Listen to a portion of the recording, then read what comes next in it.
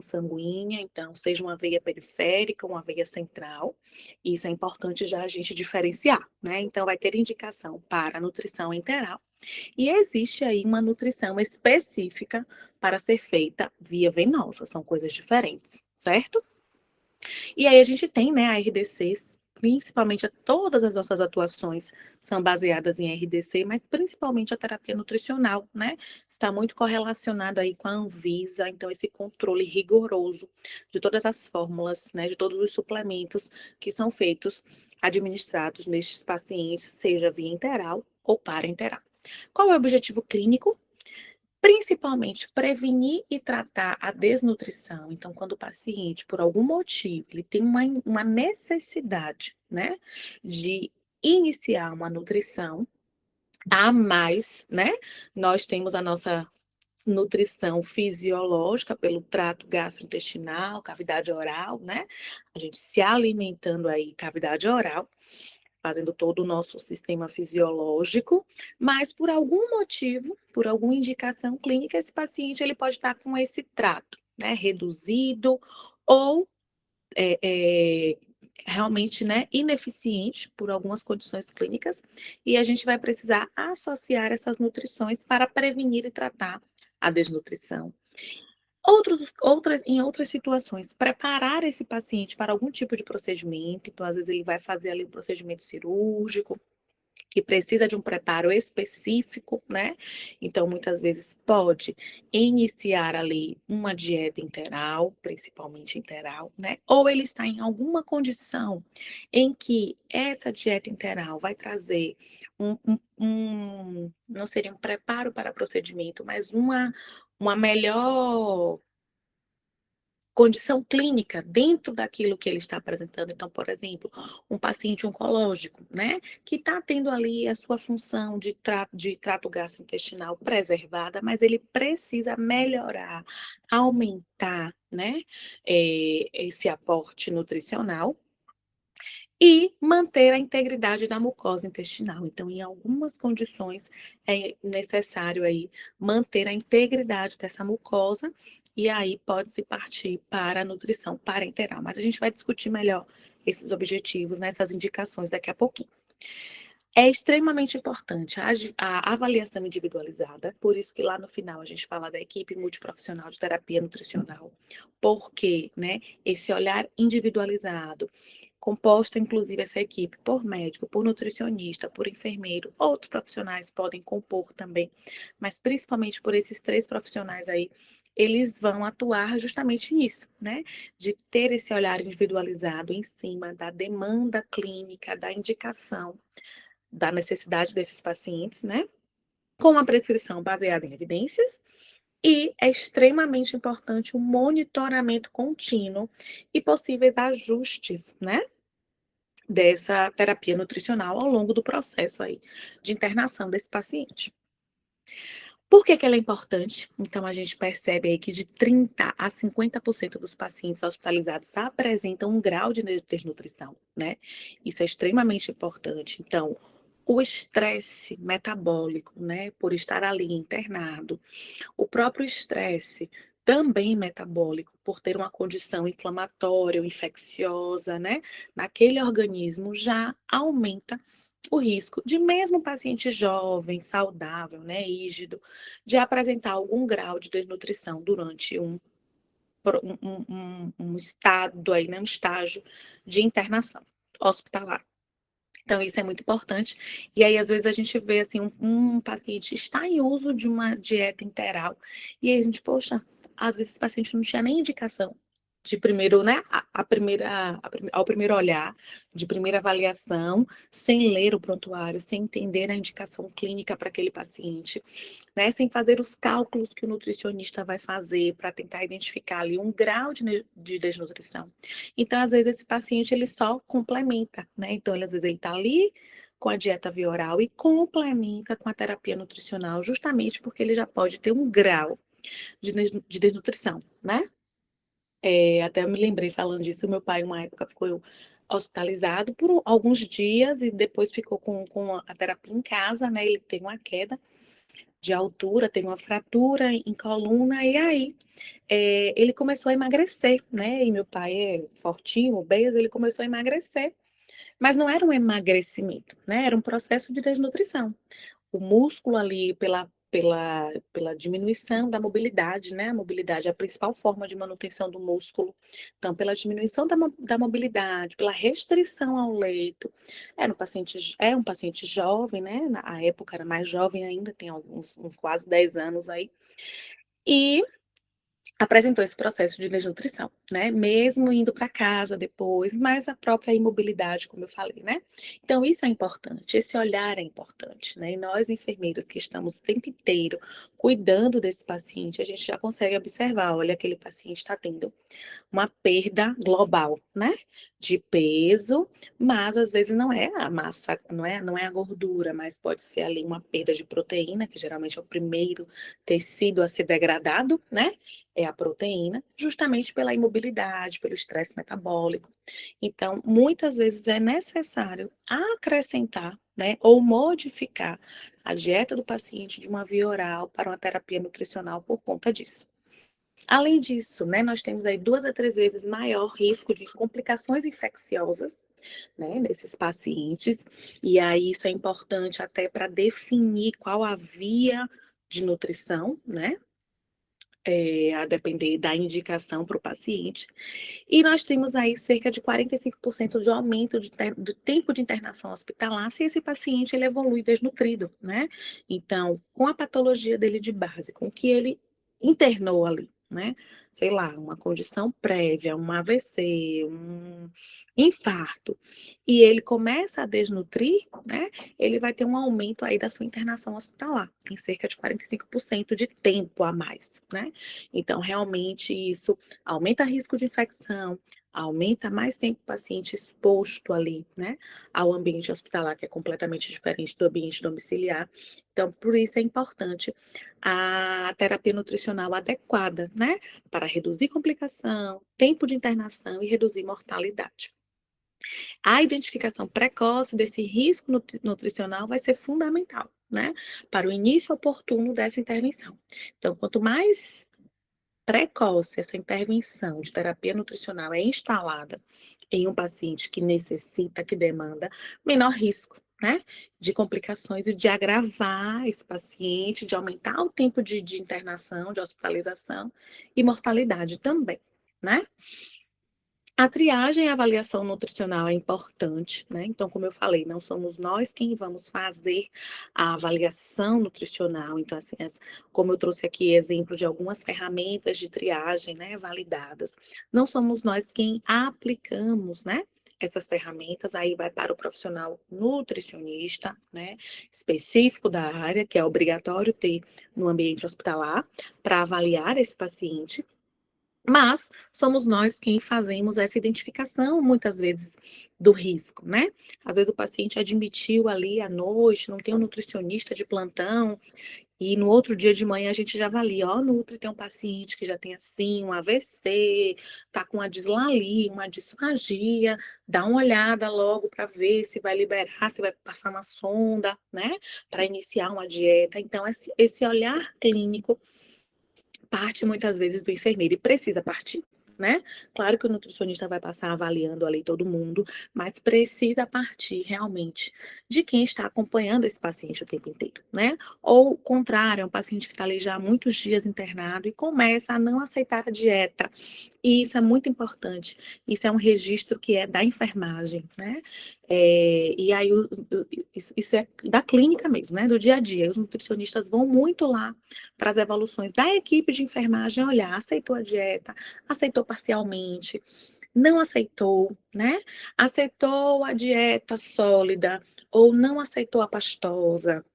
Então, isso é extremamente importante para que o nutricionista possa, em conjunto com a avaliação também do paciente, né, correlacionar e fazer essa triagem, essa avaliação nutricional, né, efetiva, certo? Então, claro que a avaliação, o plano terapêutico no sentido de qual a via, de qual a fórmula, isso vai ser o nutricionista, inclusive também junto com o médico, até porque a terapia nutricional, o nome já está falando, né? É uma terapia, então ela precisa estar prescrita, tá? Vou falar disso lá no final. A gente precisa aí ter a prescrição médica da fórmula, né? Quando o hospital ele tem ali a equipe multiprofissional de terapia, equipe multiprofissional de terapia nutricional, né? Geralmente já se segue uma rotina, porque o médico ele precisa prescrever, né, essas dietas, mas quem vai avaliar a necessidade, né, muitas vezes de iniciar é o nutricionista, mas com base no que nós enfermeiros avaliamos, né, triamos e monitoramos. Então, quem vai fazer o monitoramento, o acompanhamento de aceitação, de como que essa dieta está fluindo nesse paciente, se pós-dieta ele evoluiu com uma diarreia, com um resíduo gástrico alto, né? Somos nós quem vamos estar avaliando isso. Então, o monitoramento está muito a cargo aí da equipe de enfermagem também. Mas quais são as indicações, então, para essa terapia nutricional, né?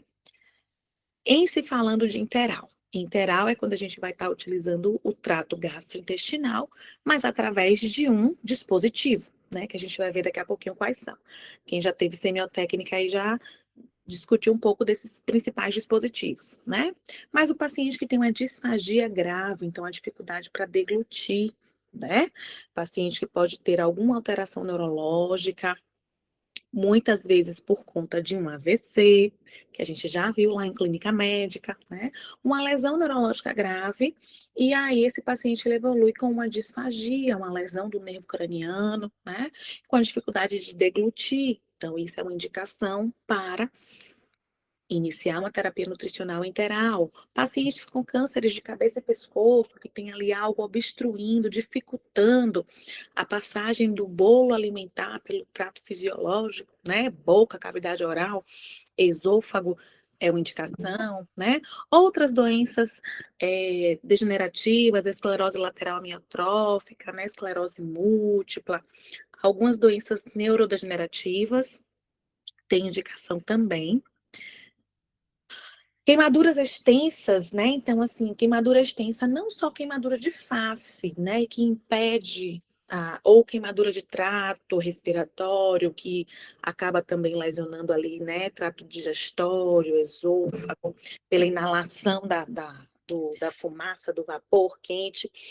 Mas não só essa queimadura, mas o paciente com a queimadura extensa, e vocês vão ver isso também mais para frente, em outros componentes curriculares, é um paciente que demanda muito do metabolismo, né? Então, é um paciente que precisa de um aporte nutricional muito grande, principalmente de proteína, para repor todo aquele tecido que foi lesionado nas altas temperaturas, né? E aí, esse aporte nutricional, ele não conseguiria ser feito pela via oral. Ele teria que se alimentar em grande quantidade para dar conta desse aporte nutricional do paciente. Então, por isso, a terapia nutricional, ela entra aí em grandes queimados, né? Para tentar melhorar, se o nosso tecido precisa de proteína para se recompor, entra aí com a terapia nutricional para dar um aporte proteico maior para esse paciente, né? Os TCEs, os trauma crânioencefálico, né? Os politraumas, então tem alguns pacientes que têm indicação, né? Tem contraindicação de dieta via oral, e aí vai fazer uso da terapia nutricional. Pacientes com desnutrição grave, e aí com uma via oral insuficiente, então às vezes o paciente está com desnutrição muito grave. A mesma coisa das queimaduras extensas, né? Precisa de um suporte nutricional maior, quando o nutricionista vai fazer o cálculo, né, do valor energético total, VET, que aquele paciente precisa, é muito alto e ele teria que comer muita quantidade, né? E o paciente desnutrido, muitas vezes fisiologicamente, a gente não consegue comer aquela quantidade que naquele momento o metabolismo dele está precisando para se recuperar. Então, é indicada a terapia nutricional, né? Porque vai ter fórmulas específicas para suplementar esse paciente. E o pré e pós-operatório de grandes cirurgias. Então, algumas cirurgias de TGI, né? Cirurgias oncológicas, são cirurgias que podem ter uma indicação desse paciente precisar utilizar algum tipo de terapia nutricional antes e ou depois da cirurgia, né? Para a terapia nutricional parenteral, então, quando é que a gente não usa nem o trato gastrointestinal como dispositivo, né? Ou seja, quando é que esse paciente ele tem aí uma necessidade de repor os seus nutrientes, porque todos nós precisamos fisiologicamente, né? Repor os nossos nutrientes básicos, que são o quê? As macro e micromoléculas, né? Os macro e micronutrientes, que vocês já viram lá em nutrição, carboidratos, lipídios, né? Proteínas, e os micronutrientes, né? Sais minerais e vitaminas. Então, todos nós precisamos disso, né? E absorvemos isso do nosso TGI. Mas quando o paciente ele tem alguma contraindicação, né, de utilizar aquele trato fisiológico por conta de uma condição prévia patológica, faz-se necessário aí associar a terapia nutricional parenteral. Então, ele vai receber esses nutrientes por uma via, né, venosa, pela circulação sanguínea, né? Então, alguns pacientes com algumas alterações desse trato gastrointestinal, então, algumas doenças autoimunes desse trato gastrointestinal, síndrome do intestino curto, né? Obstrução intestinal prolongada, então, são complicações aí, abdômen agudo, abdômen obstrutivo, né? São complicações muito voltadas para o paciente cirúrgico, então, são algumas. É, é, alterações desse trato gastrointestinal, algumas patologias que acometem esse trato gastrointestinal, né? E que aí impede a utilização desse trato por um momento, né? Então, existem algumas situações que tem uma obstrução mesmo, né, desse trato, uma obstrução desse fluxo, já que é um tubo digestório, né? Então, quando esse tubo ele obstrui por algum motivo, precisa-se aí utilizar uma nutrição parenteral para fazer esse paciente se recuperar enquanto esse trato gastrointestinal está sendo tratado, cuidado, né? Então, o paciente vai para uma cirurgia, desobstruir o intestino, se foi um abdômen obstrutivo, enquanto isso, ele está se recuperando da cirurgia, faz nutrição parenteral, tem um câncer, né? Um tumor extenso em intestino, vai retirar o tumor, faz aí, né, uma pausa nesse trato gastrointestinal para ele se recuperar, mas o paciente não pode ficar sem um aporte nutricional, faz nutrição parenteral. Ilha ao paralítico. Então, quando a gente tem esse paciente aí com esse trato gastrointestinal paralisado, principalmente pacientes graves, pacientes que estão na terapia intensiva, né? Pacientes que estão em uso de drogas vasoativas, né? Quem já está em paciente crítico aí já deve ter visto o uso dessas drogas vasoativas. Quem não está ainda verá daqui a um tempo, né? No outro componente curricular, pacientes com alta vazão de drogas vasoativas tendem a ter um ilho paralítico. Então, às vezes, é uma indicação, né? A droga vasoativa vai focar a circulação em coração, pulmão, cérebro, né, nossos órgãos vitais. Enquanto os outros órgãos, eles ficam ali, né, sem muito fluxo sanguíneo. A professora Laís até falou isso na terça-feira. A pele sofre quando o paciente está com alta vazão de droga vasoativa, o intestino também. Né? Então, pacientes com ilho paralítico trava ali, ele não consegue absorver nada, porque não tem fluxo sanguíneo naquele TGI. É uma indicação de terapia nutricional parenteral. Fístulas intercutâneas de alto débito, né? Então, existem algumas patologias. O que é fístula? É a comunicação entre um órgão que teoricamente não tem órgão, ou que não tem comunicação, com outro, né? Então, o intestino não tem comunicação direta com a pele, por exemplo, né? Com a superfície corporal. Mas, por algumas situações, tem pacientes que criam túneis, né? Questões oncológicas, pacientes que já tiveram cirurgias do trato gastrointestinal, teve um acidente no passado e aí manipulou muito aquele intestino, fez 2, 3 cirurgias, né? Teve uma cirurgia complicada, precisou reabordar. Então, esses pacientes, eles podem criar essas comunicações, né? Que são essas fístulas. E essas fístulas também são indicativo de nutrição parenteral, né? Pancreatite aguda grave. Pancreatite, geralmente, um dos tratamentos da inflamação desse pâncreas é a dieta zero, né? Então, quando esse paciente ele está com uma pancreatite grave, que vai ficar em dieta zero por muito tempo, como é que ele se recupera se ele vai estar em dieta zero por tanto tempo, né? Não pode utilizar o trato gastrointestinal porque o pâncreas dele está completamente inflamado. Quando a gente usa o trato gastrointestinal, automaticamente o pâncreas, que é um órgão acessório que produz suco pancreático para lançar, né, no TGI, que produz insulina e glucágon para poder quebrar também essas moléculas de glicose. Esse pâncreas, ele ativa, né, a sua funcionalidade. E no momento ele está inflamado de maneira grave, descompensando todo o metabolismo do paciente, inclusive o metabolismo da glicose, né? E aí precisa ficar em dieta zero para esse pâncreas se recuperar, mas esse paciente não vai ficar tanto tempo em dieta zero. Então, nutrição parenteral para esse paciente é indicado.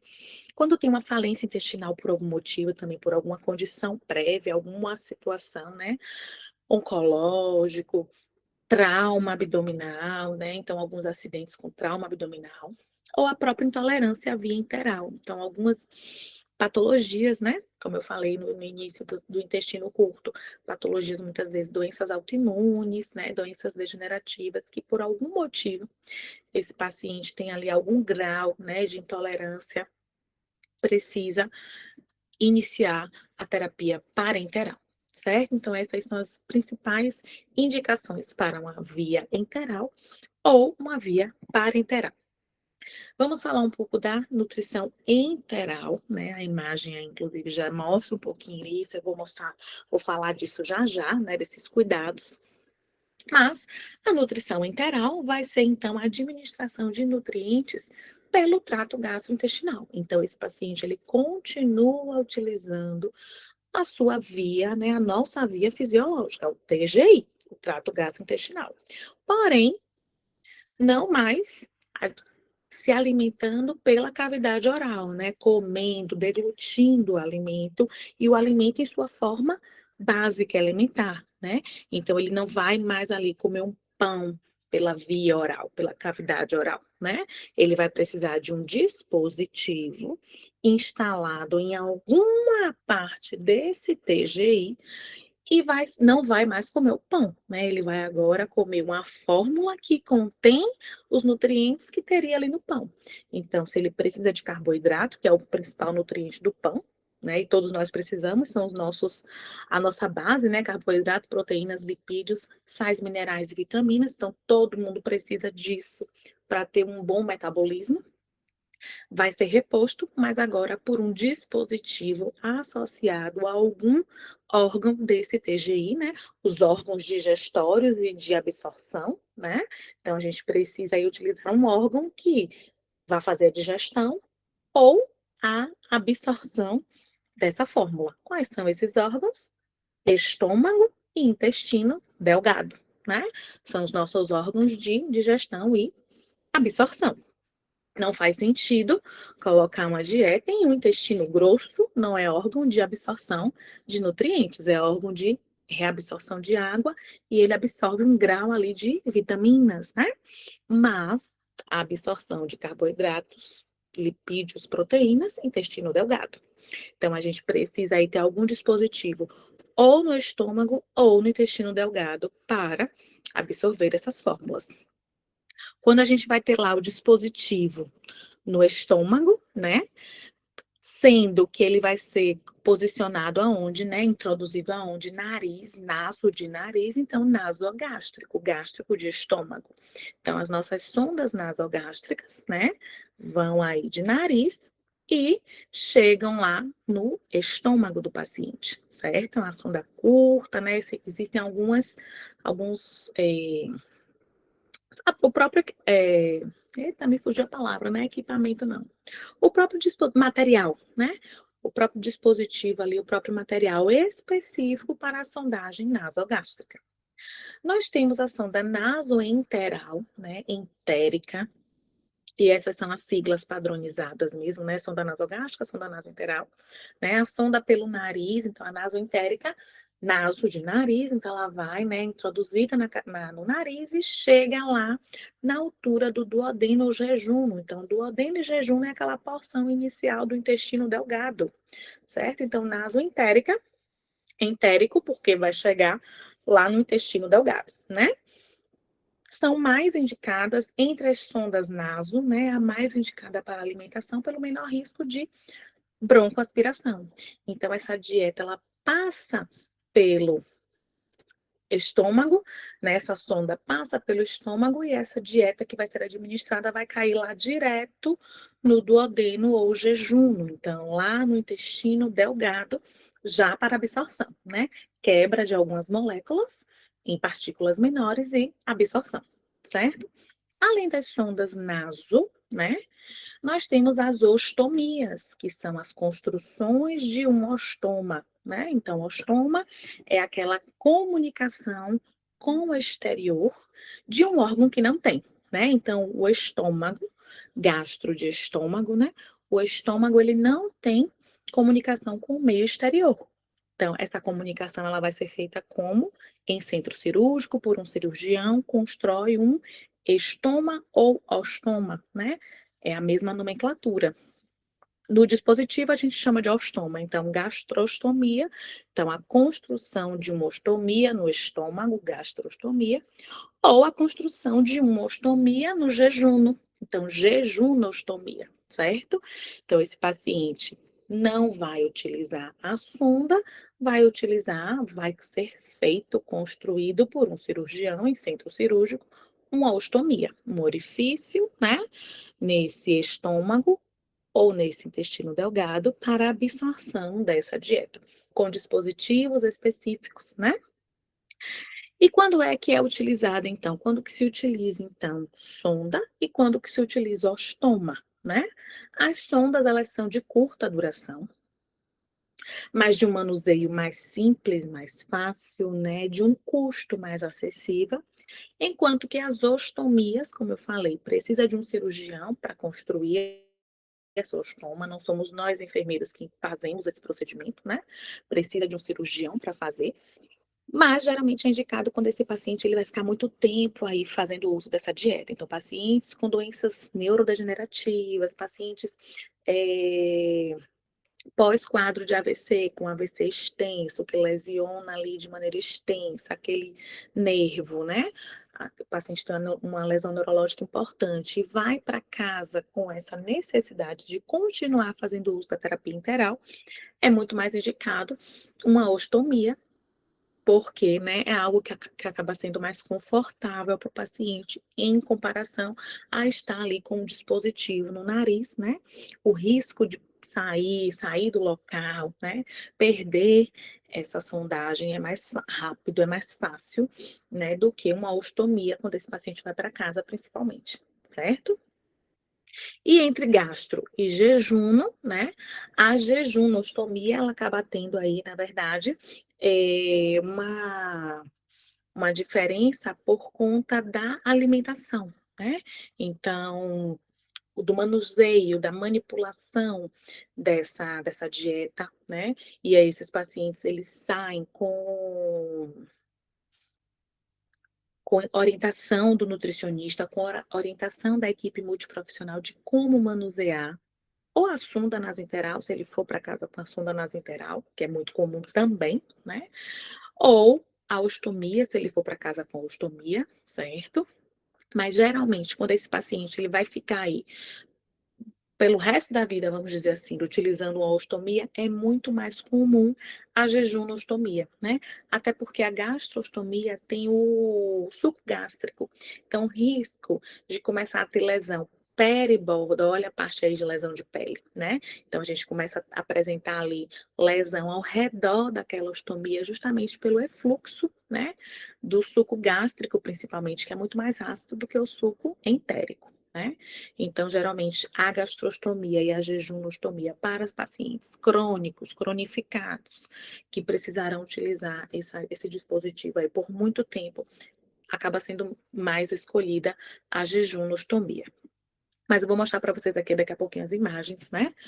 Para a gente tirar as dúvidas. E, acabei esquecendo de falar, nós podemos ter, em algumas situações, a contraindicação da passagem da sonda pelo nariz, né? Então, às vezes, a gente pode encontrar esse paciente com sondas orogástrica e oroentérica, em menor quantidade, mas pode acontecer. Às vezes o paciente tem uma obstrução, tem um desvio de septo, um desvio de cavidade nasal, tem um tumor, né, em região alta, aí um tumor de cabeça, que não consegue passar essa sonda pela cavidade nasal, essa sonda pode ser passada pela cavidade oro. Então, a gente teria aí uma sonda orogástrica, se ela passar pela cavidade, né, oral e for lá para o estômago, e oroentérica, mas em menor quantidade, né? Pacientes vítimas de TCE, vocês também vão ver isso mais para frente, né? Vítimas de TCE com sinais clássicos aí de é, fratura de base de crânio, é contraindicado passagem de sondas, né? Qualquer tipo de dispositivo em cavidade nasal, pelo risco desse dispositivo acender e perfurar encéfalo. Então, são dispositivos orais, mas em menor quantidade, né? No geral, que a gente vai ter aí, se o paciente ele não tem nenhuma alteração fisiológica, anatômica, as sondas nasoentéricas ou nasogástricas. Até porque o risco de deslocar essa sonda é menor pelo nariz do que pela boca, né? As sondas nasogástricas, elas geralmente são mais curtas, porque ela só vai chegar até o estômago, né? Se comparada à sonda nasoentérica, que também, né, é curta, comparada a outras sondas, mas ela é mais comprida do que a nasogástrica, porque a entérica, ela vai até o duodeno e o jejum, né? Então, ela passa aí do estômago, né? Fisiologicamente, estômago, depois intestino delgado, com suas porções iniciais, duodeno e jejum, né? A nasogástrica é uma inserção simples, com dietas variadas. Em comparação à nasointeral, ela vai ter aí a interal vai ter um menor risco de aspiração, porque a fórmula vai ser lançada já lá dentro do intestino delgado, né? Não vai ser no estômago. Por conta disso, ela é muito mais utilizada para a dieta do que a nasogástrica. Então, em grande uso, a nasogástrica ela vai ser muito mais utilizada para desobstrução, né, de estômago, para aspiração. Então, o paciente está com acúmulo de conteúdo gástrico, o paciente fez uma cirurgia de trato gastrointestinal, o paciente teve um politrauma, então passa uma sonda nasogástrica para lavagem gástrica, né? O paciente fez uso de substâncias tóxicas, pacientes com tentativa de suicídio pelo uso de substância, então faz uma lavagem gástrica. Nesses casos, é a sonda nasogástrica, então ela é muito mais utilizada neste sentido. Pode ser utilizada para dieta? Pode, mas em comparação à interal, ela é muito menos utilizada. A interal, pela sua posição, ela tem um risco menor de aspiração, então ela é muito mais utilizada para dieta, certo? E as ostomias, né, tem uma perspectiva de maior conforto, uma perspectiva estética, né, porque a gente não está vendo ali o paciente com o dispositivo, não tem a fixação do dispositivo, vou falar mais no final também desse cuidado. Então, né, acaba sendo aí uma perspectiva de maior conforto, de maior estética, de longa duração. Então, o paciente vai ficar muito tempo utilizando aí a dieta interal, faz-se o uso da gastrostomia ou da jejunostomia. Aqui eu trouxe uma imagem, né, dos dispositivos. Então, em se falando de dispositivos, já que a nasointeral ela é mais utilizada, trouxe aqui, né, a imagem da nasointeral. Ela é flexível, né, feita aí, ó, de poliuretano no geral, certo? Silicone ou poliuretano, enquanto que a nasogástrica ela é mais rígida, né? Ela tem assim preliminarmente de PVC, mais rígida, enquanto que a sonda nasointeral ela é mais flexível, mais maleável, né? Ela tem um fio guia, lembram disso? E tem uma ponta aí de tungstênio, né? Porque durante a passagem a gente vai passar, né? Durante o procedimento, a gente faz o procedimento enquanto enfermagem. Quem vai colocar esse dispositivo no paciente é a enfermagem, é o enfermeiro, é um procedimento específico do enfermeiro, né? Dentro da nossa equipe, quem faz é o enfermeiro. Então, somos nós quem fazemos a passagem dessa sonda, e quando a gente faz a passagem da sonda, essa sonda ela para no estômago, né?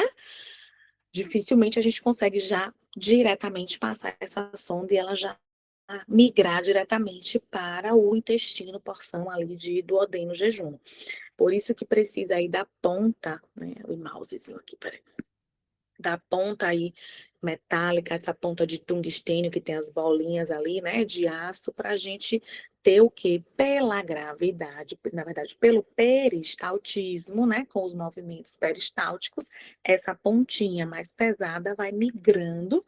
Quando a gente faz a mensuração lá, vocês já viram isso em semiotécnica, quando a gente faz a mensuração lá, essa sonda ela vai migrar e vai chegar no intestino delgado do paciente, né? Lá na sua porção inicial de duodeno jejum. Então, gente, se quiserem perguntar, pode abrir, viu, o microfone. Pro, uma Oi. dúvida. A senhora falou aí sobre a nasointeral, né? Que Sim, inicialmente, quando a gente vai fazer a inserção, ela vai chegar inicialmente no estômago e com os movimentos peristálticos, isso vai influenciando para ela chegar até onde ela tem que chegar, né? Que é no isso. duodeno, correto? Isso. Só que esse tempo de peristaltismo, ele é tipo assim, por quanto tempo a gente tem certeza que a sonda está no lugar certo? É só após fazer o raio-x? Como é que funciona? Isso. Hoje, o que a literatura traz, assim, de padrão ouro para confirmar é o raio-x. Porque, assim, durante o procedimento, existem algumas, né, algumas técnicas. Então, a ausculta em epigástrio, né? é, Nem todo hospital tem o kit para mensurar ali a acidez daquele retorno, né? Então, existe a perspectiva de você, depois que termina o procedimento, você aspira o conteúdo gástrico e existe um kit, tipo um teste rápido, para você mensurar a acidez. Se der X de acidez, significa que de fato está no estômago, né? Mas isso são técnicas para você confirmar o procedimento, certo? Assim, não. Passei a sonda está lá no estômago. Só que ela é uma sonda enteral. E para a gente confirmar depois o posicionamento dela no intestino, o raio-x é o padrão ouro, né? Então, assim, geralmente a literatura não traz um tempo delimitado, né? Mas o peristaltismo, ele é constante, contínuo, né?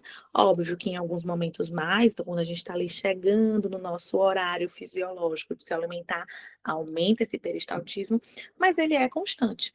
Então, passou a sonda, geralmente alguns minutos depois ela já está ali no local. Por que isso? Porque quando você, por exemplo, na terapia intensiva, nas UTIs, né? A gente tem raio-x beira-leito. Então, terminou de passar a sonda, terminou o procedimento, prepara esse paciente, o raio-x vem, faz. Tempo logo depois, né? Esse raio-x vem e você já vê ali a pontinha, né, de metal já no local adequado, né? Então já passou ali pelo estômago. Então, quando a gente viu que a sonda passou toda pelo estômago, é porque ela vai estar logo depois no intestino, né? Terminou o estômago, intestino, delgado. Então, ela está no posicionamento correto. Mas esses testes prévios são para eu confirmar o meu procedimento. Então, assim, eu fiz uma ausculta, auscultei ali no estômago. Ok, mas eu só libero essa sonda para dieta com raio-x, né? É a segurança de que ela não está no trato respiratório, né? Que é o principal risco. Ou então que ela passou e ao invés de parar ali no estômago, ela pode ter voltado, acontece muito isso, né? A pontinha dela volta na hora da gente passar mesmo ali o dispositivo e ela acende de volta para o esôfago. Então, às vezes, a gente até ausculta ali para o estômago, mas a pontinha dela não estava voltada, né, para baixo, vamos dizer assim, para descer para o intestino. Fica ali paradinha. Então, a gente precisa realmente, para liberar para a dieta, confirmar com raio-x. Né? Então, muitas vezes no dia a dia, que nem todos os hospitais vai ter o kit de mensuração do pH, né? O que, que a gente faz? Confirma com a ausculta o meu procedimento, mas só libera essa sonda para instalar a dieta depois do raio-x. Certo? Ficou dúvida?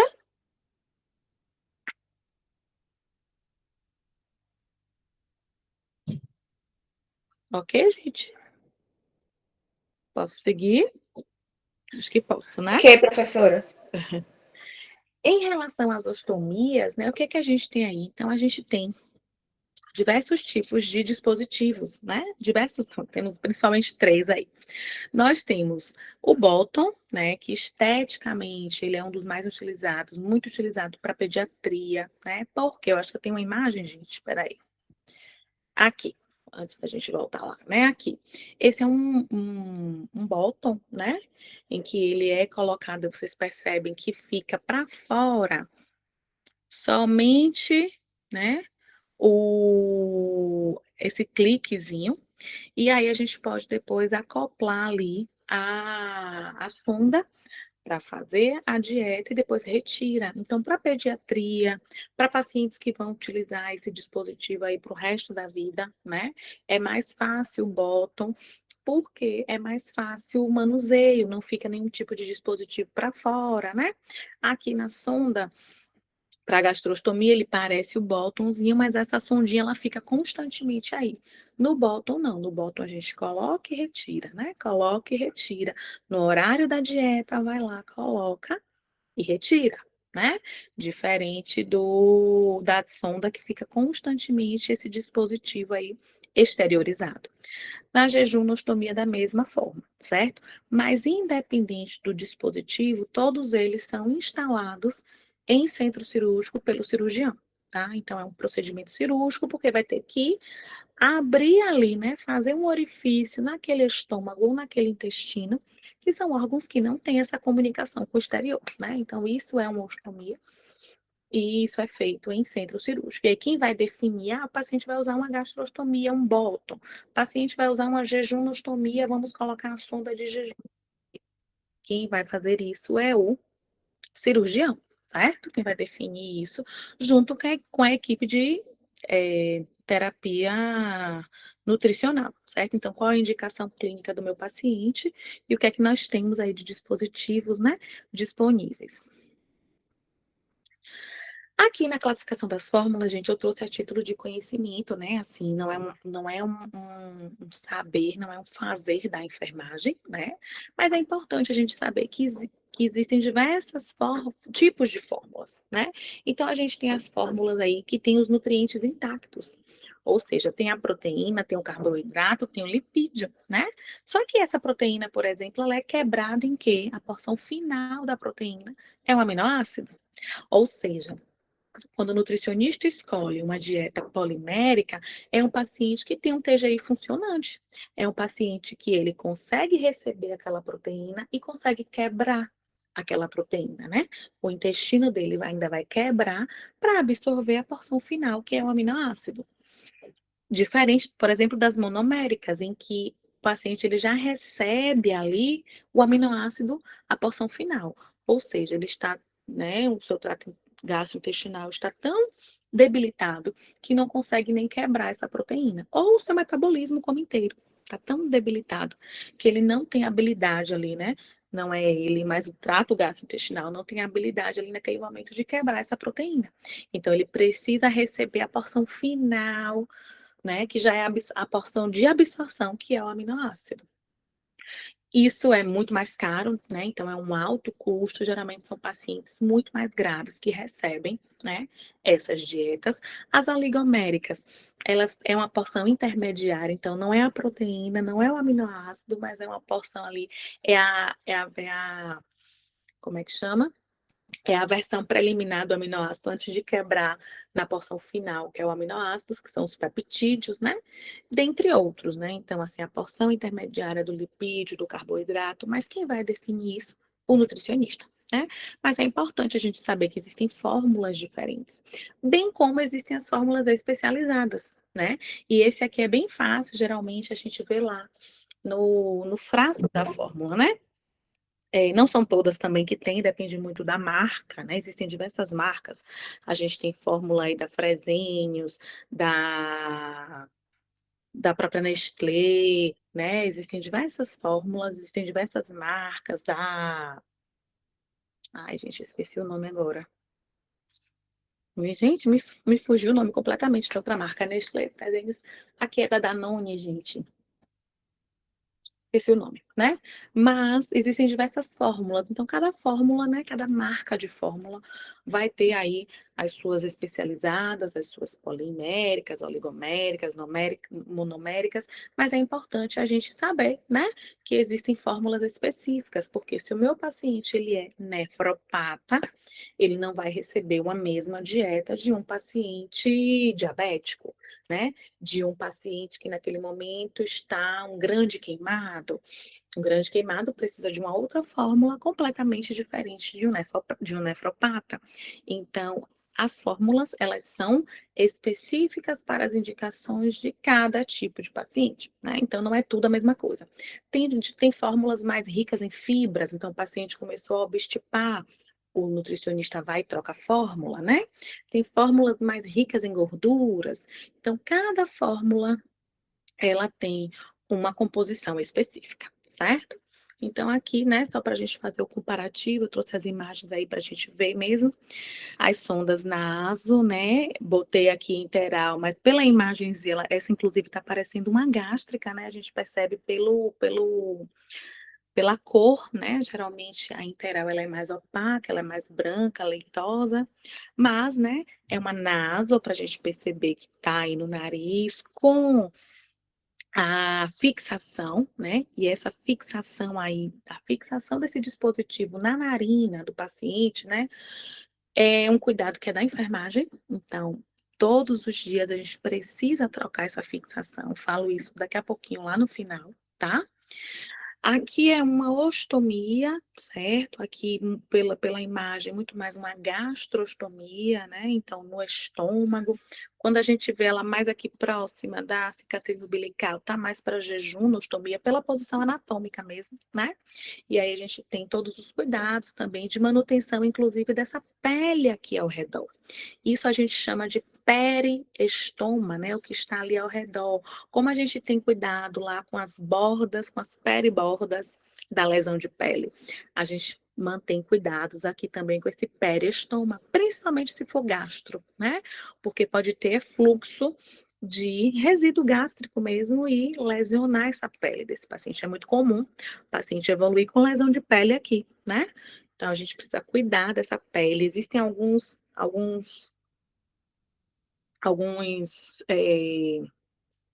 Eita, gente, que equipamento. Só me ver equipamentos na mente hoje. Existem alguns produtos, né, que podem ser utilizados, as marcas Curatec, Convatec, né, as marcas de materiais para feridas. Tem também, né, produtos para lesão aí, borda de periestoma, certo?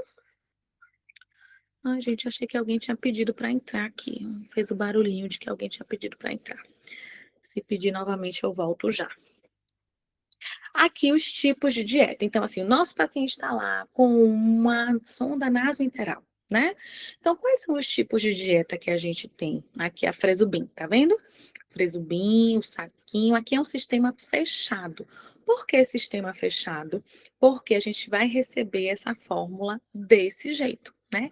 Fechadinha, estéreo. E aí a gente vai instalar essa fórmula no paciente. Então, isso aqui é prescrito, tá? E a gente precisa conferir essa prescrição. Às vezes a nutrição vem lá, né? Ou a farmácia, depende do fluxo de cada hospital, e traz as dietas. Então, não são todas iguais. Não é uma dieta que eu posso utilizar em todos os pacientes. Essa aqui a gente está vendo 1,2 de HP. Então, significa que ela vai ter um cálculo aqui específico de hiperproteica, HP de hiperproteica. Então, ela é mais rica em proteína, né? Quem vai fazer esse cálculo, quem vai liberar essa dieta é o nutricionista, não somos nós, e ela tem fibra, né? Então, a gente vai ter um outro paciente com uma outra fórmula, com uma outra cor de frasco, né? Não vai ter fibra, por exemplo. Então, a gente precisa conferir a prescrição para o paciente. Então, dieta lá é prescrita e a gente precisa, inclusive, checar, né, lá no prontuário do paciente quem instalou aquela dieta. Mas isso é um sistema fechado, eu não manipulo essa dieta, né? Assim, não somos nós quem manipula, mas ele não é manipulado, né? Ele vem assim fechadinho, lacrado, estéreo, tipo uma medicação, né? Eu digo assim, os cuidados, e a gente instala no dispositivo do paciente, que eu vou falar já já. O sistema aberto, a gente está vendo aqui, por exemplo, uma outra da Nestlé com 1,5, então já é uma outra formulação, né? E ela parece aí uma caixa de leite, né? Então, essa caixa, ela vem para a gente lá na minha unidade, lá na UTI onde eu estou trabalhando, ela vem assim, essa caixa? Não. Geralmente, lá no setor de nutrição do hospital, eles vão fracionar isso aqui. Por isso que é chamado de sistema aberto. Então, a equipe responsável, gerida por um nutricionista, né, clínico, vai pegar essa dieta e vai fracionar, geralmente nesses frasquinhos, né? E aí a gente recebe esse frasco na unidade com a etiqueta, com o nome do paciente, o tipo de dieta, o horário, o volume, né? Quem manipulou. Claro que vai ter toda uma manipulação estéreo, mas isso é um sistema aberto. Ele foi manipulado. Diferente de um sistema fechado, que eu recebo ele completamente fechado, estéreo, lacrado. Certo? Então, a gente pode ter aí esses dois tipos, tá? Quem vai definir isso? O nutricionista, tá? Mas é importante a gente saber que existe o sistema aberto e o sistema fechado. E aí, em cima disso, né, a gente tem os métodos de administração enteral. No geral, o que a gente mais encontra é essa administração em bomba de infusão, chamada aí de BIC, né? Bomba de infusão contínua, BIC. Por que contínua? Porque esse paciente ele vai estar utilizando ali continuamente, nas 24 horas, né, ininterruptamente, essa dieta, tá? Então é um cálculo específico, geralmente não, né? As que são dietas em bomba de fusão, elas são sistema fechado, então elas vêm assim, e aí a gente instala lá, né, na bomba. Eu tenho uma outra imagem. Vou mostrar para vocês, né, a forma de administração. Espera aí que o mouse não está legal aqui. Na bomba de infusão, e é uma administração contínua, com controle preciso do volume e da velocidade. Porque a bomba de infusão é um equipamento, agora é equipamento mesmo, né? É um equipamento que me garante isso, né? Eu coloco ali o meu sistema fechado, acoplado em um equipo, inclusive nem falei do equipo. Observem que o equipo de dieta ele tem uma cor específica, e isso é extremamente importante, né? Equipo de dieta enteral vai ser sempre de outra cor. Ai, Pro, mas eu fui em tal unidade, encontrei o equipo o branco. O que é que pode acontecer? Faltou o equipo de dieta, acabou o equipo de dieta, e aí o hospital, a farmácia libera o equipo simples, né? Mas não é o ideal. O ideal é que ele tenha uma outra cor mesmo, ou azul, ou roxinho, né? Ou verde, para diferenciar dos outros equipos. Isso é um sistema de segurança para nós, né, profissionais de saúde, não só da equipe de enfermagem, todos os outros, mas principalmente a enfermagem, que é quem manipula o tempo inteiro esses dispositivos, né? Então, quando eu vejo lá um equipo no meio daquele emaranhado de equipos, de sistemas de dieta, um paciente em terapia intensiva usa ali muita bomba de infusão com diversos dispositivos. Então, quando eu vejo aquele equipo ali, eu sei que é um equipo de dieta. E aquele equipo, ele não vai ser colocado em uma via venosa, porque estamos falando de dieta enteral, dieta que vai para trato gastrointestinal. Não é dieta parenteral que pode ser na via venosa. Então, gente, isso reduz muito risco de erro de medicamento, certo? Então, assim, alguém aqui pediu para entrar. Então, assim, quando a gente vê nas mídias, né, equipe de enfermagem administra alimentação na veia do paciente. E aí a gente pensa, meu Deus, como é que colocou medicação, ó, alimento na veia do paciente? Pode ser isso aqui, né?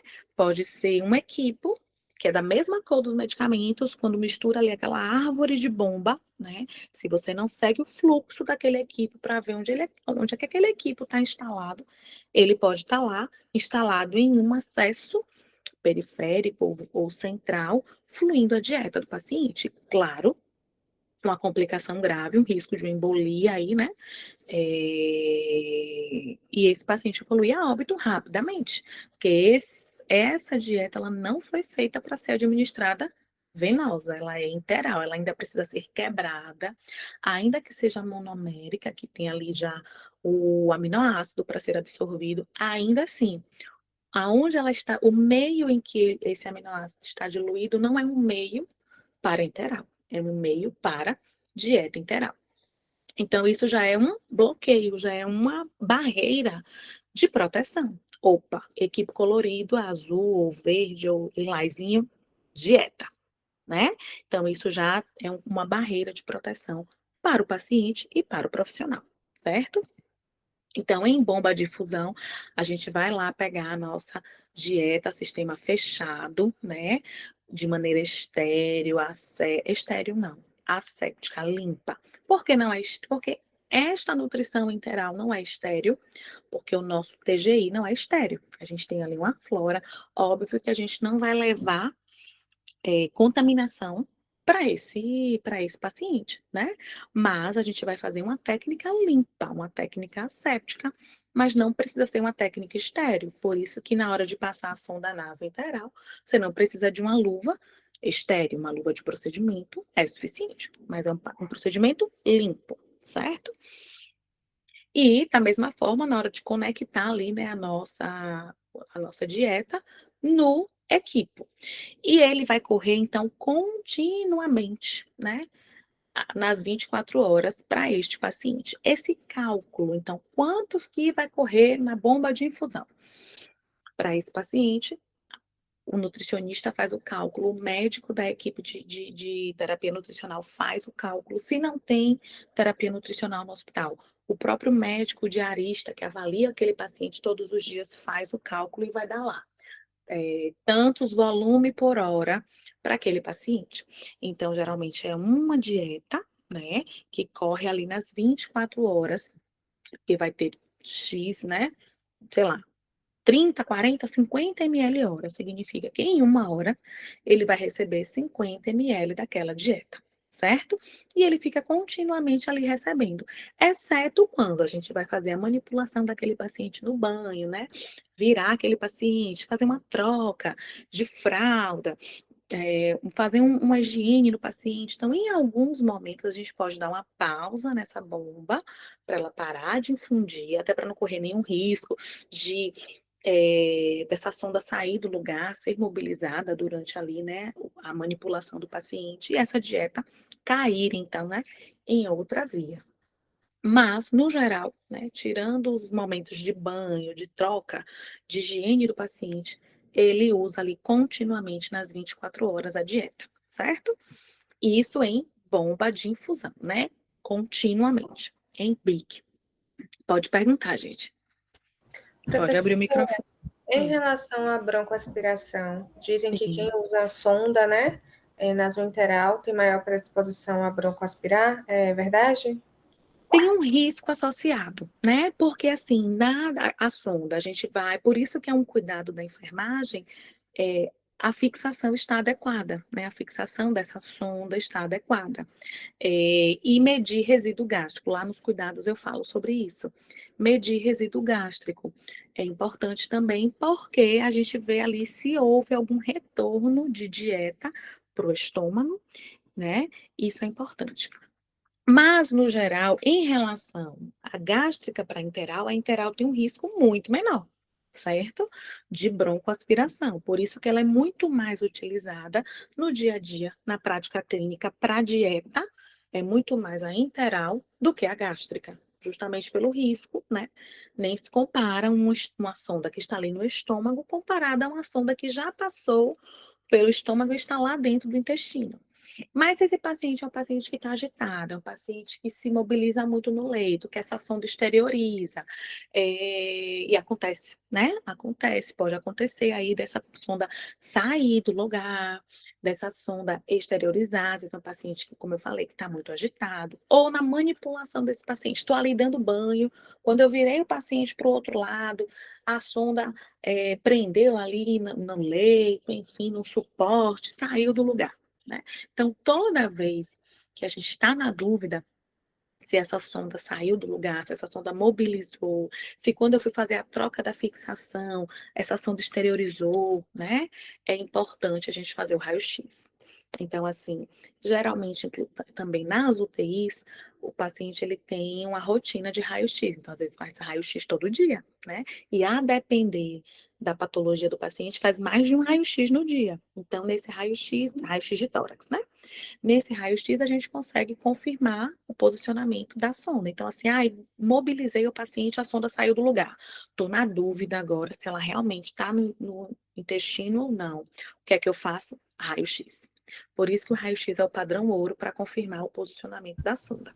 E aí eu só libero a dieta quando eu realmente tenho certeza que ela está lá dentro, né? Então, em comparação à gástrica, ela tem um risco menor de broncoaspiração, mas não deixa de ter, certo? Certo. Em relação a pacientes em home care, por exemplo, Sim. o protocolo, então, se a gente sente que pode ter algo errado, é comunicar ao familiar para poder fazer um raio-x? É, exatamente. Assim, no home ainda gera um maior transtorno, né? Porque realmente esse paciente, se a gente está na dúvida, precisa fazer o raio-x. E aí vai ter que muitas vezes mobilizar esse paciente, tirar ele de casa e levar para uma unidade hospitalar para fazer, ou né, um serviço de raio-x, para fazer o raio-x e confirmar. Por isso que muitos pacientes em home care que vão utilizar ali por muito tempo a dieta, acaba indo para as ostomias, ou a gastrostomia, ou a jejum, porque já não tem esse risco, né? Porque a jejunostomia é a dieta diretamente lá no estômago, ou no intestino, mas eu não tenho a sonda que passou pelo esôfago, né? Com o risco dessa sonda voltar para o esôfago e cair no trato respiratório. Não. Eu tenho uma sonda que está no exterior e já cai direto no estômago. Então, se eu tenho refluxo, se volta essa dieta por algum motivo na jejunostomia, ela já vai para o meio exterior. Então, eu estou vendo, ó, retornou dieta aqui na fralda do paciente. O paciente está todo molhado aqui, né? O lençol, a roupa. Eu estou vendo que voltou dieta, teve alguma coisa. Mas é muito mais difícil um paciente com uma ostomia ter uma broncoaspiração porque tem um orifício ali daquele intestino para o exterior. Então, rapidamente transborda, tem refluxo, né? Vai logo para o exterior. Então, para esses pacientes de home, é muito mais comum eles estarem com ostomia. Às vezes, eles estão com a sonda nasoenteral, muitas vezes esperando o convênio liberar, né? Porque requer, é um material especial, é um material um pouquinho mais caro, o material das ostomias. Então, quem é convênio, às vezes espera o convênio autorizar, tem que preparar esse paciente para ir para o centro cirúrgico para fazer. Então, às vezes, a gente vê muito mais, ver com o paciente com sonda nasointeral em home nesse sentido. Ou é um paciente que, assim, está com a sonda nasointeral por um tempo, mas tem programação de depois retirar, tem programação de com a fisioterapia, com a fono, retomar esse trato gastrointestinal e depois ele voltar a comer via oral.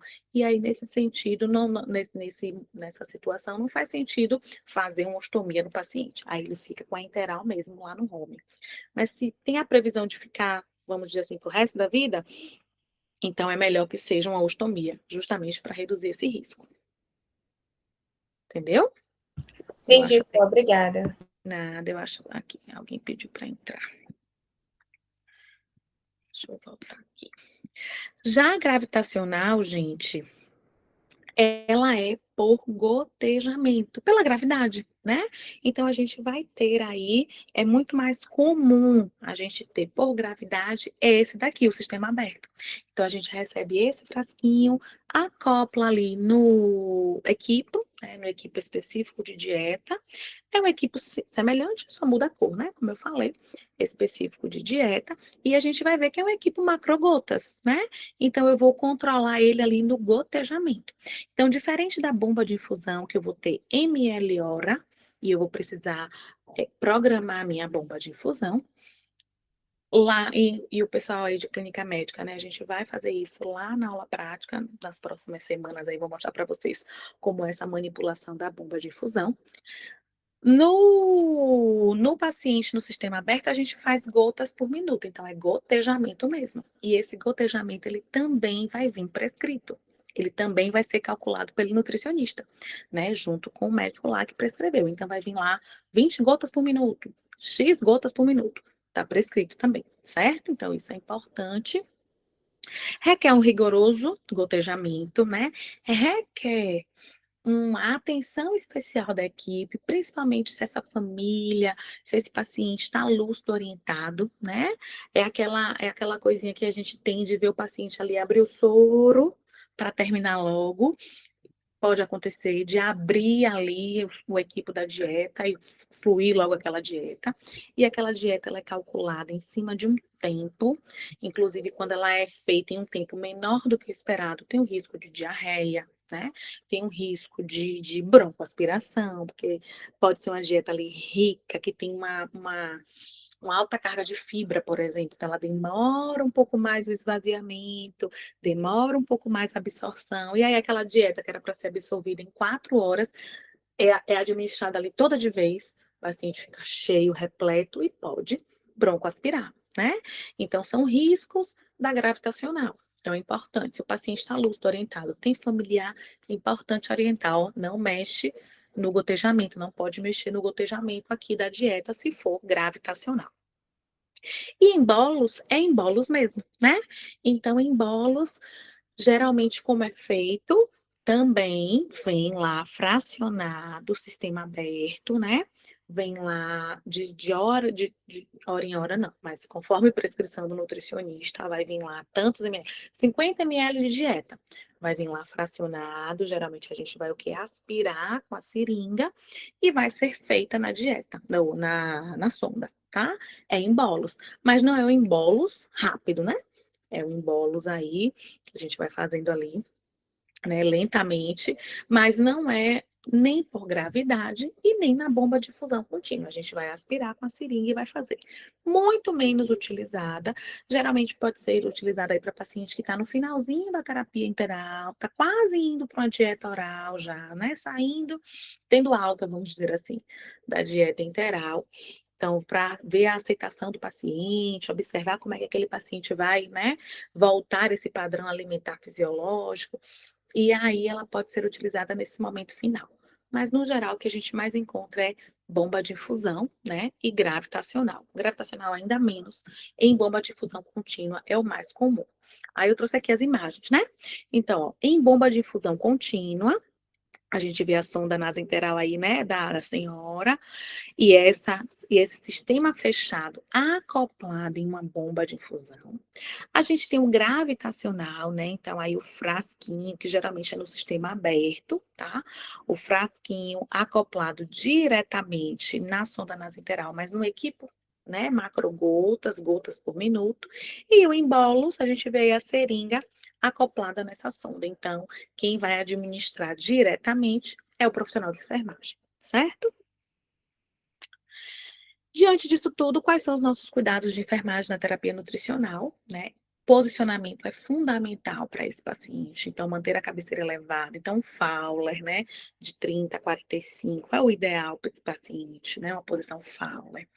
Verificar a posição da sonda antes de cada administração. Eu vou fazer um raio-x antes de cada administração? Não, né? Mas eu posso fazer uma ausculta, se essa sonda ela já está lá no intestino, né?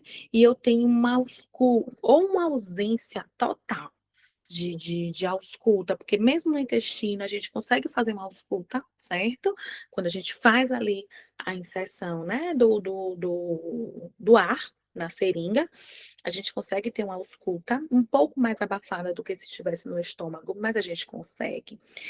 A gente pode fazer uma aspiração, né, de resíduo gástrico, e é a indicação que a gente faça uma aspiração de resíduo gástrico antes de administrar, antes de instalar uma nova dieta. Então, vou instalar uma nova dieta, e acabei não falando desse cuidado, não sei nem se eu coloquei aqui.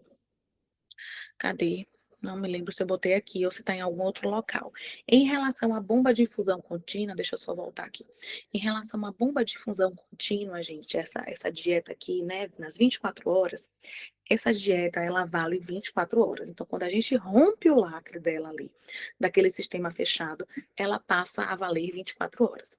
Então, se eu estou administrando agora a dieta do meu paciente, 8h30 da noite, né? Vou checar lá no prontuário, instalada a dieta, via sonda nasointeral, em BIC, né? Tantos ml hora, conforme prescrição, nananã. Boto todo o nosso registro, né? Às 20h30, checo lá no prontuário do paciente. Essa dieta ela vai correr até amanhã às 24 horas. Só se o nutricionista fez um cálculo de correr em 12 e depois receber uma outra dieta para mais 12, né? Mas no geral elas correm 24 horas. Por que isso é importante? Porque amanhã, às 20h30, né, o colega de amanhã vai trocar essa dieta. Então, vai vir lá da farmácia, da nutrição, a nova dieta do paciente. E isso é importante porque, às vezes, né, o profissional, ele esquece de trocar. E isso não pode acontecer. Isso é um cuidado diretamente da enfermagem, do enfermeiro. A gente precisa trocar essa dieta dentro das 24 horas. Por quê? Rompeu a esterilidade do material, então ele não é mais estéril, né? Risco de infecção, aquela dieta ela fica ali fluindo, né? Então é muito importante dentro das 24 horas a gente trocar. Ai, mas a gente teve que pausar a dieta do paciente, o paciente teve intercorrência, teve que pausar a dieta por, sei lá, na madrugada. Ainda tem bastante dieta. Infelizmente, né? Vai precisar ser desprezada quando fechar ali as 24 horas. Então, amanhã, às 20h30, quando eu for trocar, né, o que é que eu faço? Verifico o posicionamento da sonda, faço uma ausculta, mensuro ali resíduo gástrico, né? Então, eu não sei se eu coloco aqui, monitorar resíduo gástrico, né? Então, mensuro o resíduo gástrico, que eu vou falar como é, para a gente poder ter um maior cuidado. Se esse paciente não teve nenhuma exteriorização, não teve nenhuma manipulação, a minha equipe, a equipe do dia, né, me falou, não, ó, o paciente está com a sonda mantida, pronto, instalo a sonda, certo? E ela precisa estar fixada adequadamente. Então, é um cuidado da enfermagem fixar aquela sonda adequadamente, né? Eu não sei se eu coloquei uma imagem aqui da fixação, gente, acho que eu não botei. Mas aquela fixação aqui, deixa eu voltar aqui. Essa fixação, né? Existem diversas formas de fixar. Não tem uma forma correta, né? Existe a melhor forma para o paciente. Então, a gente pode fixar no nariz, pode fixar, né, na região frontal aí. Mas é importante a gente estar atento à pele do paciente. Então, o paciente está usando aí essa sonda, vamos supor, por muito tempo, né? É um material ou esparadrapo, ou micropore, mesmo o micropore, que é o, né, hipoalergênico, ainda assim tem um risco em pacientes que têm alergia, né? É uma cola que está ali naquela pele do paciente.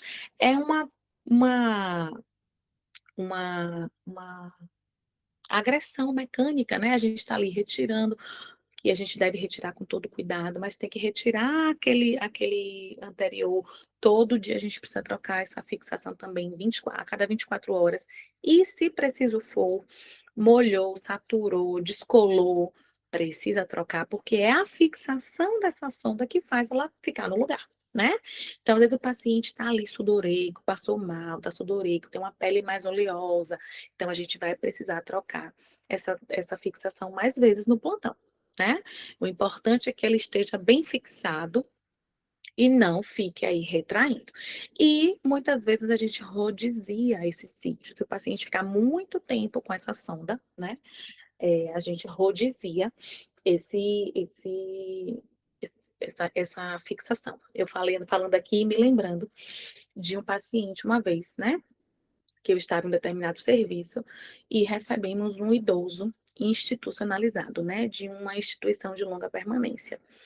E ele foi justamente porque tinha exteriorizado a sonda, né? A sonda acabou saindo e foi repassar essa sonda. E eu me lembro que quando eu fui, né, repassar essa sonda do paciente, que eu fiz a retirada da fixação, a fixação estava, acho que quase preta, gente, né? A cor. E assim, eu me lembro que quando eu retirei, veio assim uma pele do paciente na fixação. Então a gente vê ali, aquilo me partiu o coração, né? De ver assim a situação daquele idoso, né? Tem muitas reflexões aí quanto aos cuidados nas instituições de longa permanência, né? Precisamos estar atentos enquanto familiares, enquanto cuidadores, enquanto profissionais de saúde, quanto a essas questões, né? Inclusive o Ministério Público vem cada vez mais em cima mesmo das instituições de longa permanência por conta disso, né? De maus tratos, enfim. Mas a gente percebe que é um cuidado estrito da enfermagem, né? Não tem nenhum outro profissional que vá fazer, é um cuidado da enfermagem. Então, a gente precisa estar atento às fixações do paciente. Existem lesões por pressão por fixação, por dispositivo, né? A sonda nasointeral é uma delas, ou a sonda nasogástrica, né? Então, ter cuidado para não ter tração da mucosa da narina. Então, vou fazer uma fixação muito apertada, fica ali lesionando, né, a narina do paciente, pode ter uma lesão por pressão. Então, tudo isso influencia e a gente precisa estar muito atento a essas questões, certo? Mas fixar adequadamente a sonda é fundamental para o posicionamento.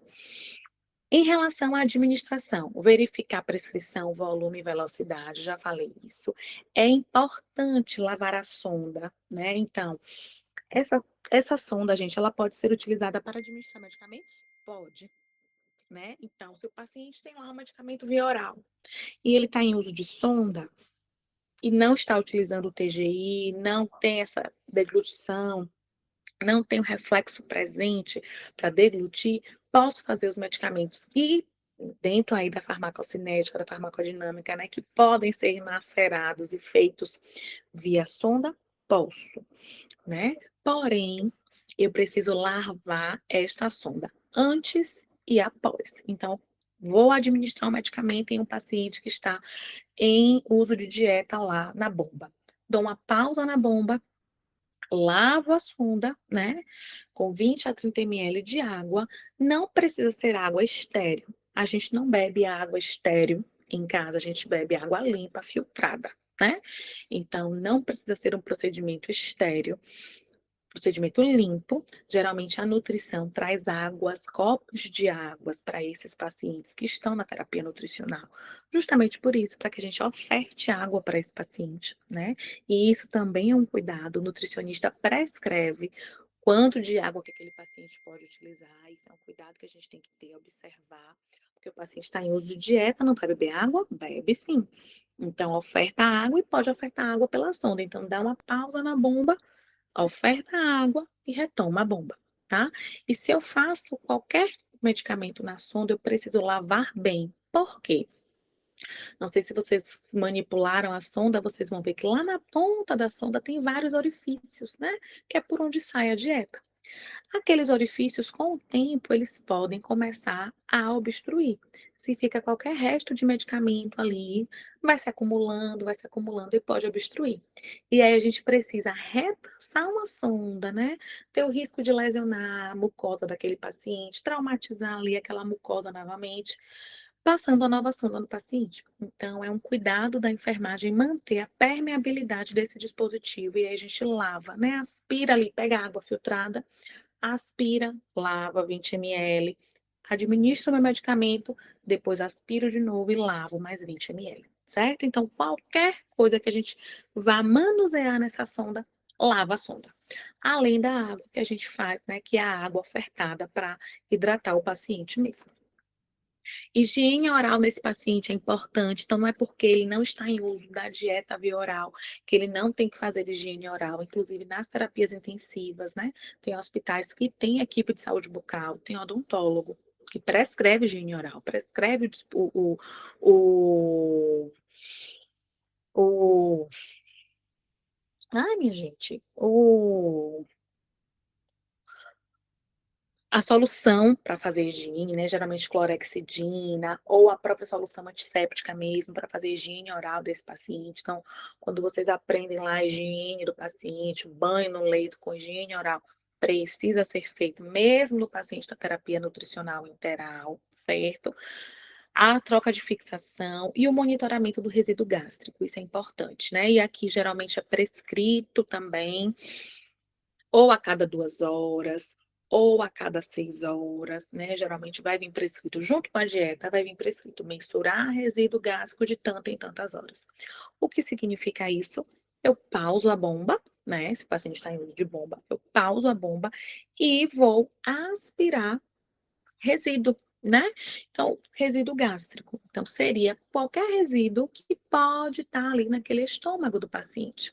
Então, às vezes, a mesma que a sonda esteja nasointeral, né? A depender do fluxo, a depender de como, do fluxo de infusão, a depender de como está o trato gastrointestinal desse paciente, se está absorvendo bem aquela dieta ou não.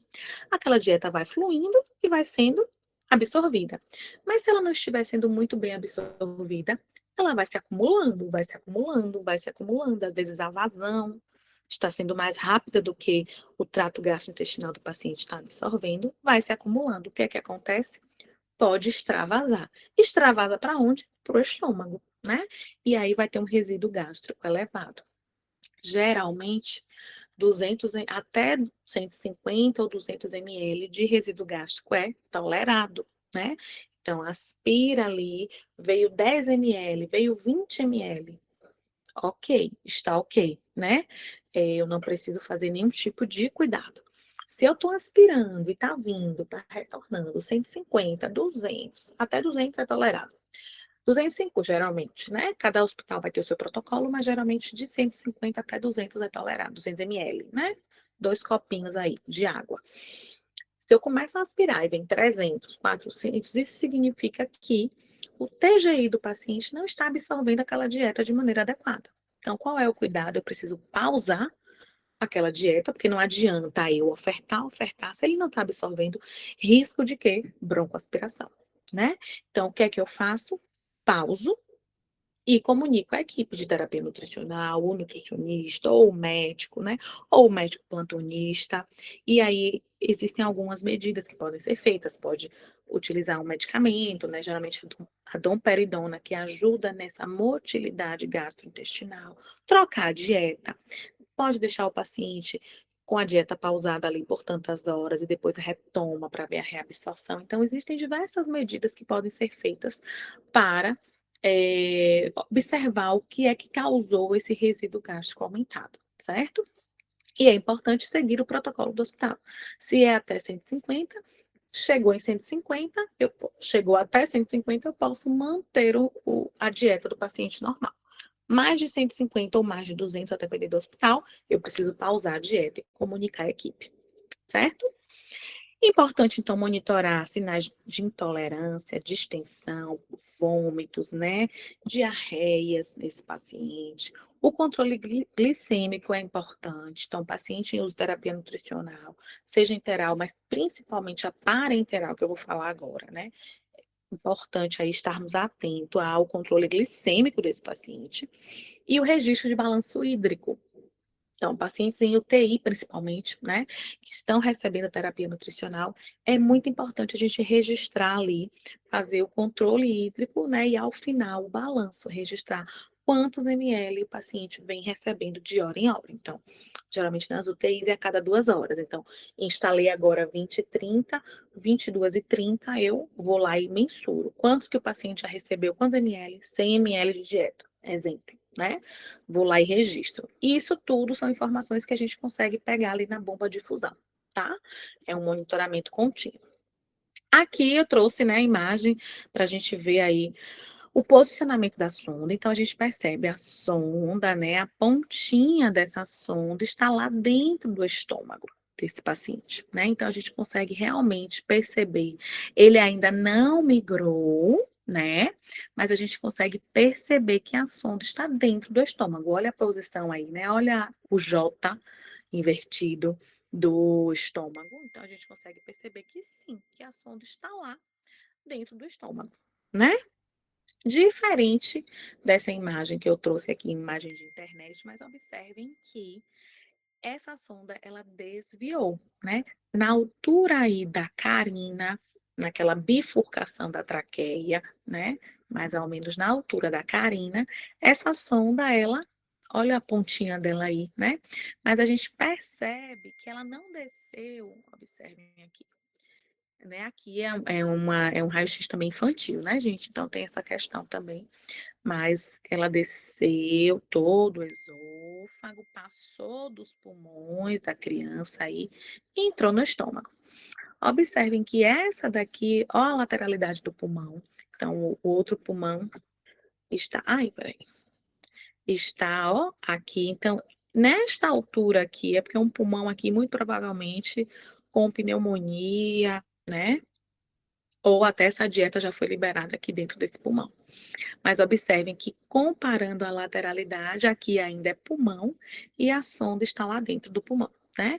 Então, é extremamente importante, paciente aqui até com a traqueostomia, é importante a gente observar, né, o trajeto. Então, o posicionamento, ele é confirmado na sonda nasointeral ou no raio-x, certo? Muito importante. Tô na dúvida, faz um raio-x também.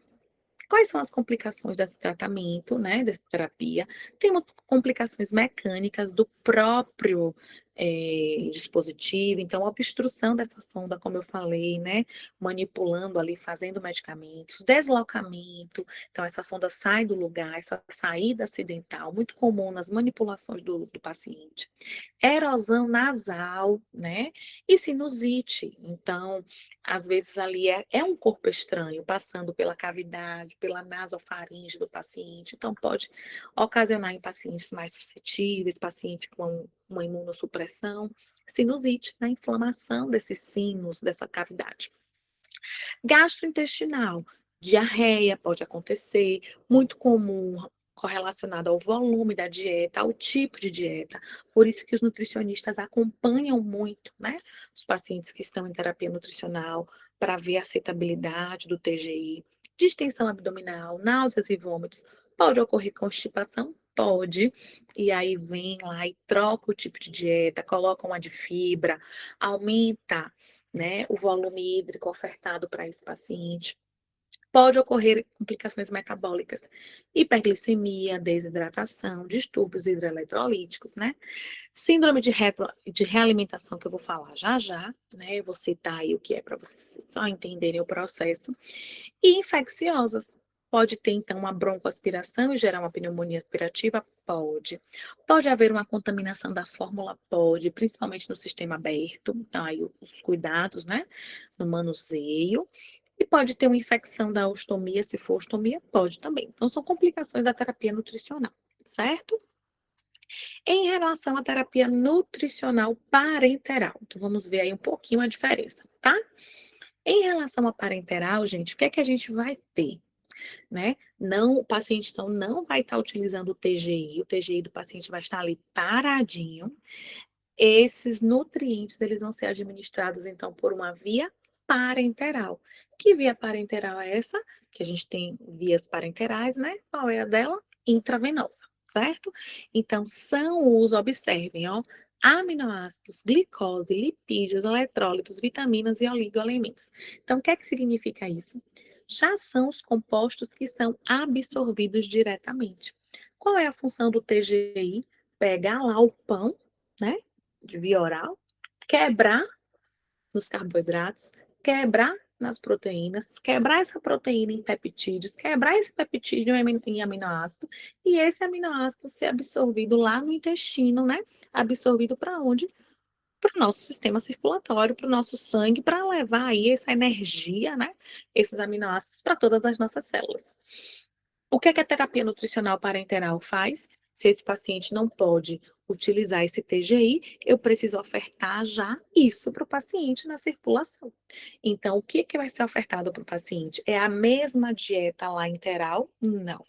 A dieta interal, ainda que sejam aminoácidos, é um aminoácido distribuído ali em um meio que precisa ser absorvido, que precisa ser quebrado lá no TGI.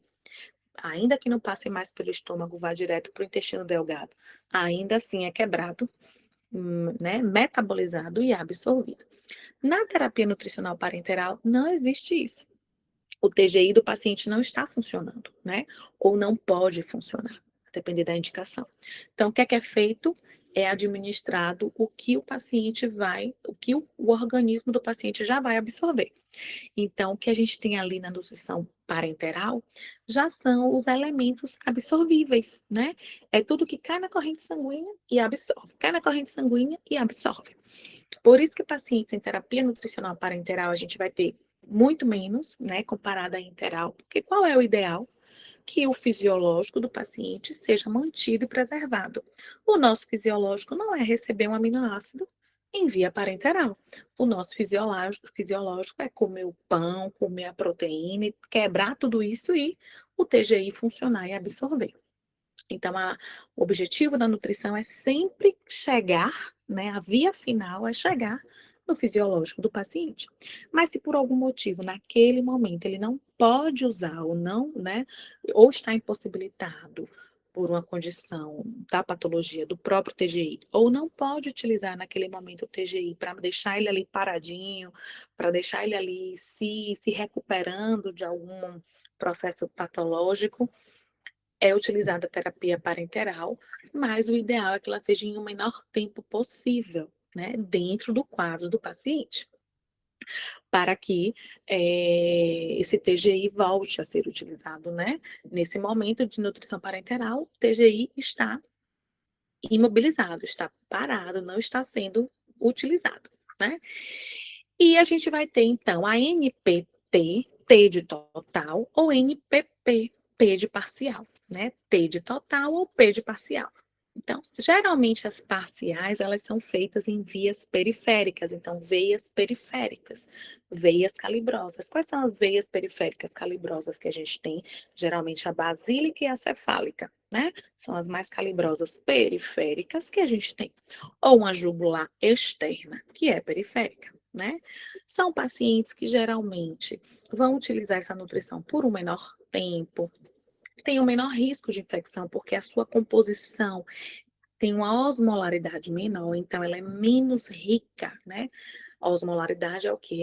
É o soluto que está ali diluído naquele solvente, né? Então, eu vou ter menos concentração de glicose, menos concentração de aminoácidos, ela tem uma osmolaridade menor. Já a nutrição parenteral total, ela tem uma osmolaridade muito maior, né, acima de 900 miliosmol, e aí o que é que a gente vai ter? Ela precisa ser feita em um acesso central, ou uma jugular interna, ou uma subclávia, ou uma femoral, sendo que a veia femoral, ela é a última de escolha pelo local, né? A nutrição parenteral total, a NPT, justamente pela osmolaridade, né, ela tem uma grande quantidade de glicose dissolvida, de aminoácido, de proteína, ela tem um risco maior de infecção, né? E se utilizada em uma região que já tem uma predisposição de microbiológicos, né, maior, de patógenos maior, que é a região femoral, aumenta esse risco. Então, o sítio femoral é o último sítio de escolha em um paciente que vai fazer uso de uma NPT. O ideal é uma jugular ou uma subclávia, certo? Que é um procedimento médico, né? Não é aí, não somos nós aqui, né? Catéter venoso central, não somos nós quem fazemos esse dispositivo, né? O médico quem faz, ou beira-leito, ou no centro cirúrgico, vai depender do hospital. Mas é o cirurgião aí quem vai puncionar a jugular interna, a subclávia ou a femoral. Com a perspectiva da femoral que eu já falei, né? Permite soluções hiperosmolares, então tolera, é uma veia calibrosa profunda que tolera um miliosmol maior do que 900, né? Inserção por profissional e precisa confirmar por raio-x também, né? Para que não tenha ali nenhum risco de pneumotórax, principalmente se for subclávia, né? Que é um risco maior de pneumotórax quando é inserido aí esse acesso central na veia subclávia. Pode ser utilizado o PIC, né? E aí, PIC, o enfermeiro habilitado, ele pode fazer, né? Principalmente na pediatria, né? Que é um acesso central, mas de inserção periférica. Então, ele chega lá na veia cava, mas ele tem uma inserção periférica, né? Mas aí só enfermeiros habilitados podem fazer, utilizando aí a veia cefálica ou a basílica, as mais calibrosas, né? E o acesso periférico quando a gente tem aí a nutrição parcial, né? Quem vai fazer essa indicação do acesso havia a necessidade do uso. Então, se for prescrito a nutrição parenteral parcial, vai ser feito aí um acesso venoso periférico, aí o enfermeiro ele pode fazer, contanto que seja calibroso, né? E se for uma nutrição parenteral total, um catéter venoso central ou um PIC, certo? Porque o PIC ele chega lá em subclávia, né? Ou em veia cava, certo? Importante confirmar, né, por raio-x, e importante aí estarmos atentos aos riscos, né, associados a esses dispositivos. Então, risco de infecção de sítio, né, infecção de catéter, tá? Eu botei isso mais para frente. Então, é importante a gente ter esse cuidado aí na troca desses dispositivos, na verdade, na manipulação desses dispositivos. E um cuidado importante, não me lembro nem se eu coloquei lá nos cuidados, na hora que a gente chega lá eu falo, um cuidado importante é que via de acesso, via de nutrição parenteral é via única, né? Então, é igual a os hemocomponentes que a gente falou lá na aula de clínica médica. É via de acesso único. O paciente está usando NPT, lá em subclávia, lá em femoral, lá em jugular, lá em subclávia, é acesso único, né? Uma via exclusiva para a nutrição parenteral, tá? E se for nutrição periférica, também uma via exclusiva. Por quê? Pelo risco de infecção, né? Risco na manipulação, então via exclusiva para administrar uma NPT, certo? Aqui eu trouxe também a título de conhecimento, não somos nós quem vamos, né, prescrever essas dietas, que não é nem considerado dieta, certo, gente? É considerado aí solução. Dietas são as dietas lá interais. Aqui ele é considerado uma solução parenteral mesmo, porque já são, ó, os componentes aí na sua forma primária de absorção, certo? E aí, cada solução também tem a sua composição, conforme a necessidade do paciente. Por isso que entra também o nutricionista e o médico para fazer o cálculo aí do que é que o paciente precisa em cima da etiologia, né? Aqui eu trouxe uma imagem de uma das formas, né, da nutrição parenteral total da Fresenius, é uma delas, né? Também a administração exclusiva do enfermeiro, certo? Observem que ela vem assim, né? É uma composição estéreo, fechada, diferente lá da interal, que a gente tem formas abertas, sistema aberto, aqui não tem sistema aberto, aqui é sistema fechado, aqui ele vem lacrado, estéreo, né? Na hora que a gente rompe para instalar na bomba de infusão lá para o paciente. A gente tem também aí as 24 horas para instalar, certo? Na hora que rompeu, 24 horas para instalar, não, para infundir, certo? Mas toda a instalação, todos os cuidados, o manejo é do enfermeiro, certo? Solução parenteral, quem instala no paciente é o enfermeiro mesmo, tá? Dentro da divisão da equipe de enfermagem, é o enfermeiro. Essa da Fresenius, ela vem assim, né? Ela vem com todos os compostos separados, então tem essas bolsas aqui, elas não se misturam, né? Ela vem tudo separadinha, tem a parte lipídica, tem a parte de aminoácido, tem a parte proteica. E aí, na hora de preparar essa em específico, né? A gente precisa homogeneizar e aí realmente precisa ir rompendo esses lacres que vem na bolsa, né? Quando a gente começa a apertar, ele vai se rompendo e aí homogeneiza essa solução e ela é administrada, certo? Então, vai ser infundida em bomba de infusão contínua também. O cálculo, a vazão vai ser calculada também, prescrita vem lá na prescrição, né? Fresinhos, Cabivem, enfim, vai ter lá o tipo da dieta, x ml hora. Então, a gente vai colocar conforme prescrição, certo? Observem que o equipo da nutrição parenteral não é um equipo específico. Por que não é específico? Porque é uma solução parenteral. Diferente da interal, que eu não posso de jeito nenhum colocar em uma via parenteral, porque é uma composição para trato gastrointestinal, aqui é uma composição parenteral, né? É uma composição para ser realmente absorvida no sistema circulatório. Então, aqui eu utilizo um equipo simples, né? Uma equipe normal aí, uma equipe de bomba, porque é uma via que vai ser utilizada, é uma solução que vai ser utilizada via parenteral, certo? Quais são os nossos cuidados dentro da terapia nutricional? Preparo e instalação, como eu falei, né? Então, a integridade da bolsa, a validade, ela geralmente vem da farmácia ou geralmente da farmácia, porque é uma solução. Então, diferente da Enteral, que geralmente vem da nutrição, né? Essa vem da farmácia. É importante a técnica asséptica rigorosa. Por que aqui asséptico? Porque aqui eu estou manipulando o sistema circulatório do paciente. Então, aqui é uma técnica asséptica, né? Não vou utilizar luva estéreo para manusear, mas eu preciso ter todo o cuidado no sentido de que eu preciso manipular essa via com o mínimo risco possível de infecção, certo? Até porque a dieta, ela já é, a solução, ela já é uma solução geralmente rica em glicose. Então, é uma solução que está muito associada ao risco de desenvolver proliferação de micro-organismos, né? É o meio ideal, ali, cheio de açúcar para as bactérias, para os micro-organismos se desenvolverem. Então, como eu vou instalar no acesso central do paciente, o risco de uma infecção, né, de corrente sanguínea é muito grande. Conferir rótulo, prescrição, né, instalação em fluxo laminar, em que sentido? Não deve ter refluxo, né? O ideal é que a gente aí instale, né, em bomba de infusão, não tenha nenhum tipo de refluxo, não tenha nenhum tipo de saída, né, de sangue, retorno de sangue para esse sistema, tá? Isso é importante. Essa permeabilidade do sistema é um cuidado da enfermagem.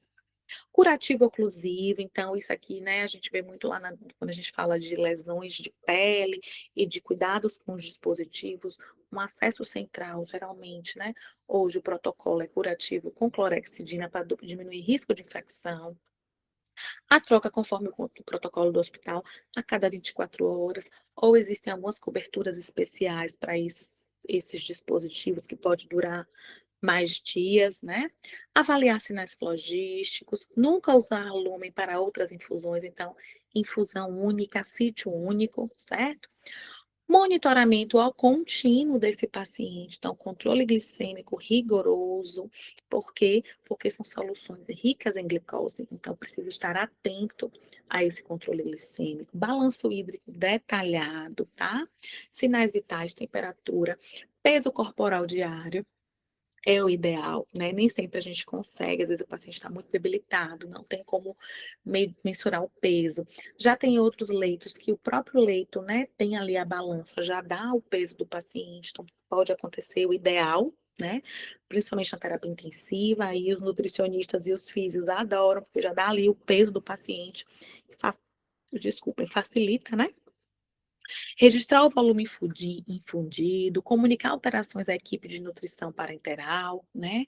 Trocar as trocas, né? Documentar as trocas de curativos e notificar qualquer tipo de evento adverso.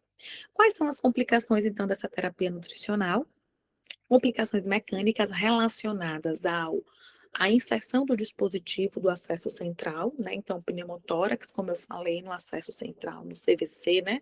No catéter venoso central. Pode ocorrer trombose venosa, então, a depender do fluxo de infusão, por isso precisamos estar atentos.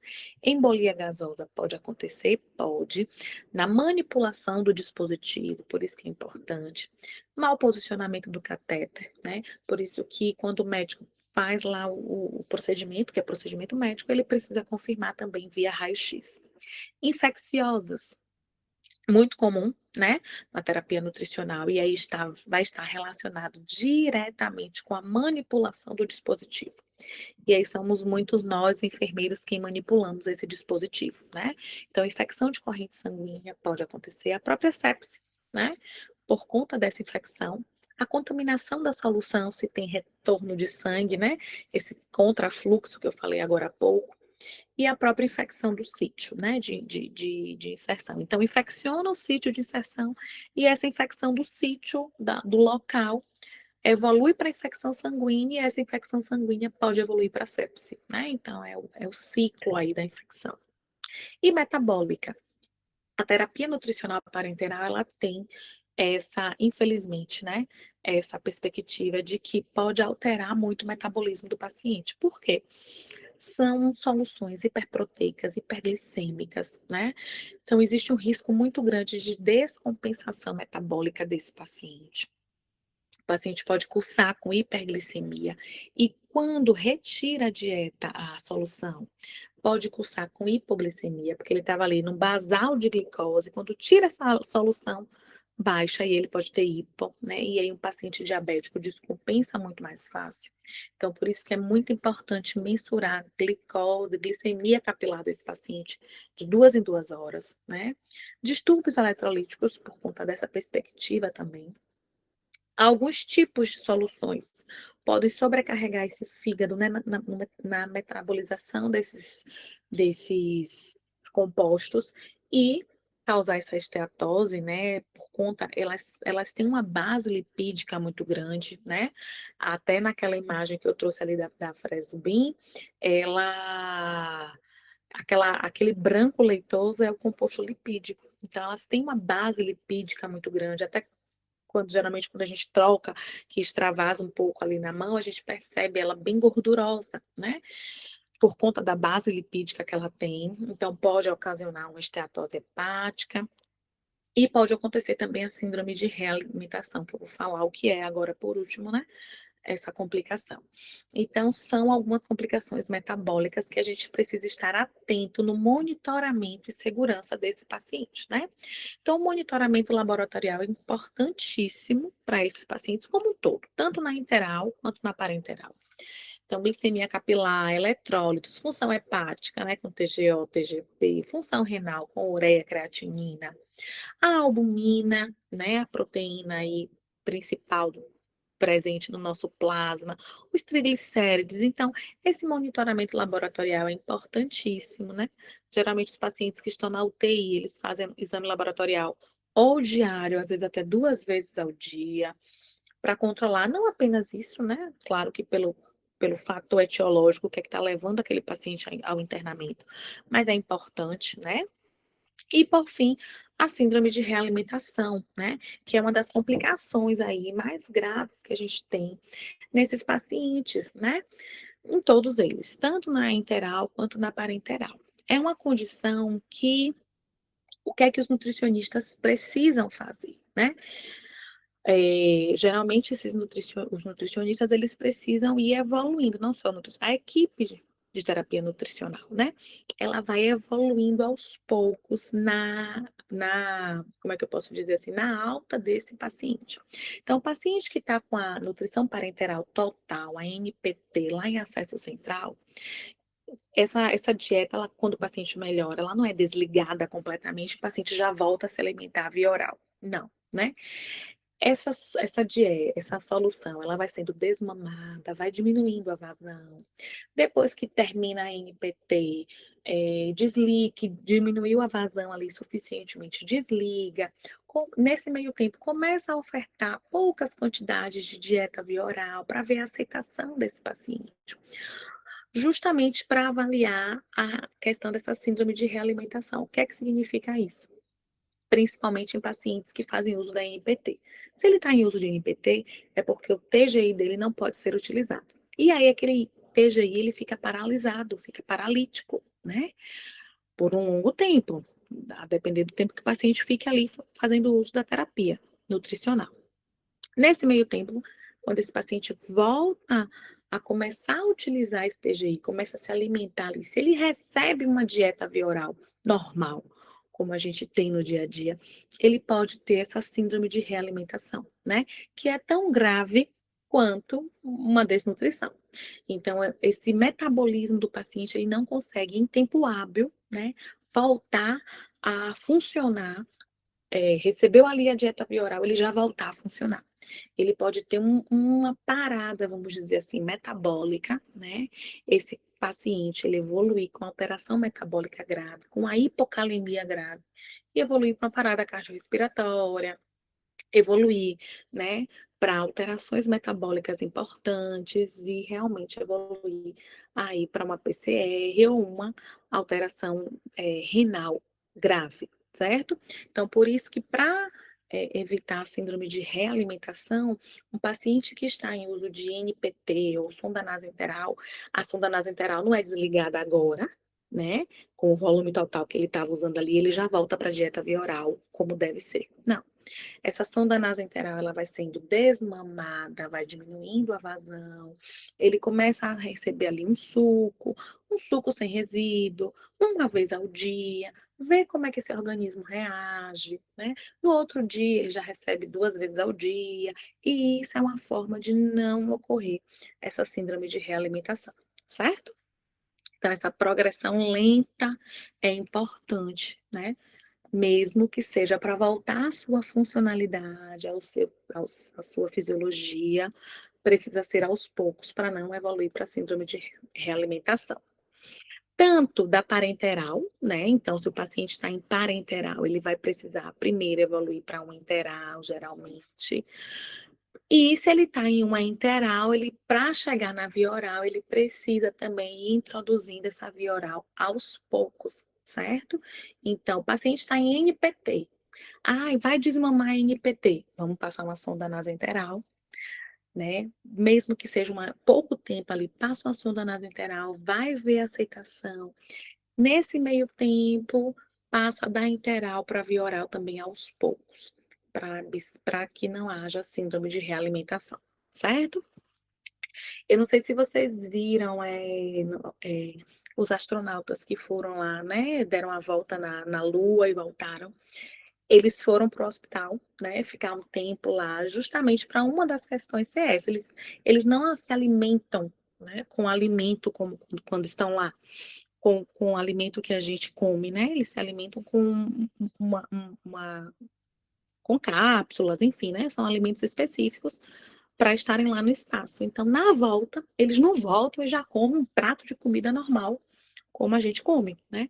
Eles precisam aí fazer essa evolução desse retorno ao TGI para não ter a síndrome de realimentação. E por fim, gente, já finalizando aí, né? O nosso papel enquanto enfermeiro dentro de tudo isso. Nós temos as bases legais, então as RDCs, a portaria que regulamenta, depois dei uma lida, né? Vou passar os slides lá no CLES. Então, leiam as RDCs, a portaria que regulariza a nossa atuação na nutrição parenteral, o próprio exercício na profissão, né? O que é que nos cabe especificamente enquanto enfermeira. Então, a prescrição dos nossos cuidados de enfermagem, a própria administração da terapia nutricional, o manejo, né, da PIC, o monitoramento clínico e laboratorial, a orientação a esse paciente e à família, registro e documentação, notificação de eventos adversos, né? Então, qualquer situação adversa no uso da terapia nutricional é importante. E a participação na equipe multiprofissional de terapia nutricional, né? Então, essa equipe aqui é MTN, ela é obrigatória pela RDC, a Anvisa traz lá, né, em 2000, que as instituições que têm terapia nutricional, então os hospitais que trabalham com nutrição interal, com nutrição parenteral, o ideal é que se tenha, né, é obrigatório, mas nem todo hospital ainda tem implantado, mas o ideal é que se tenha uma equipe mínima, né, com médico, enfermeiro, nutricionista, e geralmente, se não tem um farmacêutico específico da equipe, né, a gente vai ter ali o farmacêutico que é da unidade, do hospital, compondo também essa equipe, porque é o farmacêutico quem vai ter o controle de qualidade e estabilidade das soluções. Vocês viram que as soluções são estéreis, né, consideradas aí, né, soluções parenterais, inclusive na NPT. O nutricionista faz toda aquela parte que eu já falei para vocês. O médico prescreve, acompanha clinicamente. E nós fazemos todos esses cuidados e monitoramentos que eu já falei aí ao longo da aula. E a orientação ao paciente e à família também, né? Por fim, é importante estarmos atentos aí na higienização das mãos, na técnica asséptica, né? Então, o uso dos EPIs adequados. Então, não é uma técnica estéril lá para terapia interal, mas é uma técnica limpa, asséptica, com EPI adequado, né? Na nutrição parenteral, precisamos estar atentos também a essa perspectiva. A verificação da sonda, como eu já falei, né? Principalmente pela radiografia, nem todo hospital vai ter lá o conteúdo gástrico, o pH desse conteúdo gástrico, né? Mas o raio-x, ele é padrão ouro, O próprio controle de infecção, os bundles, né, de prevenção das infecções de corrente sanguínea, infecção de sítio, né, de inserção do dispositivo, o registro completo, isso é muito importante, né, a gente precisa estar atento aí aos nossos registros, e a própria educação continuada da equipe, né, essa equipe, ela precisa ser treinada periodicamente quanto às boas práticas, certo? E aqui, por fim, gente, um caso clínico. Mas antes de eu abrir aqui um caso clínico, assim, só para a gente discutir brevemente, né? E fechar o conteúdo. Mas antes da gente discutir, deixa eu voltar aqui para ver vocês. Alguém tem alguma dúvida? Algo que queira acrescentar em relação ao nosso conteúdo?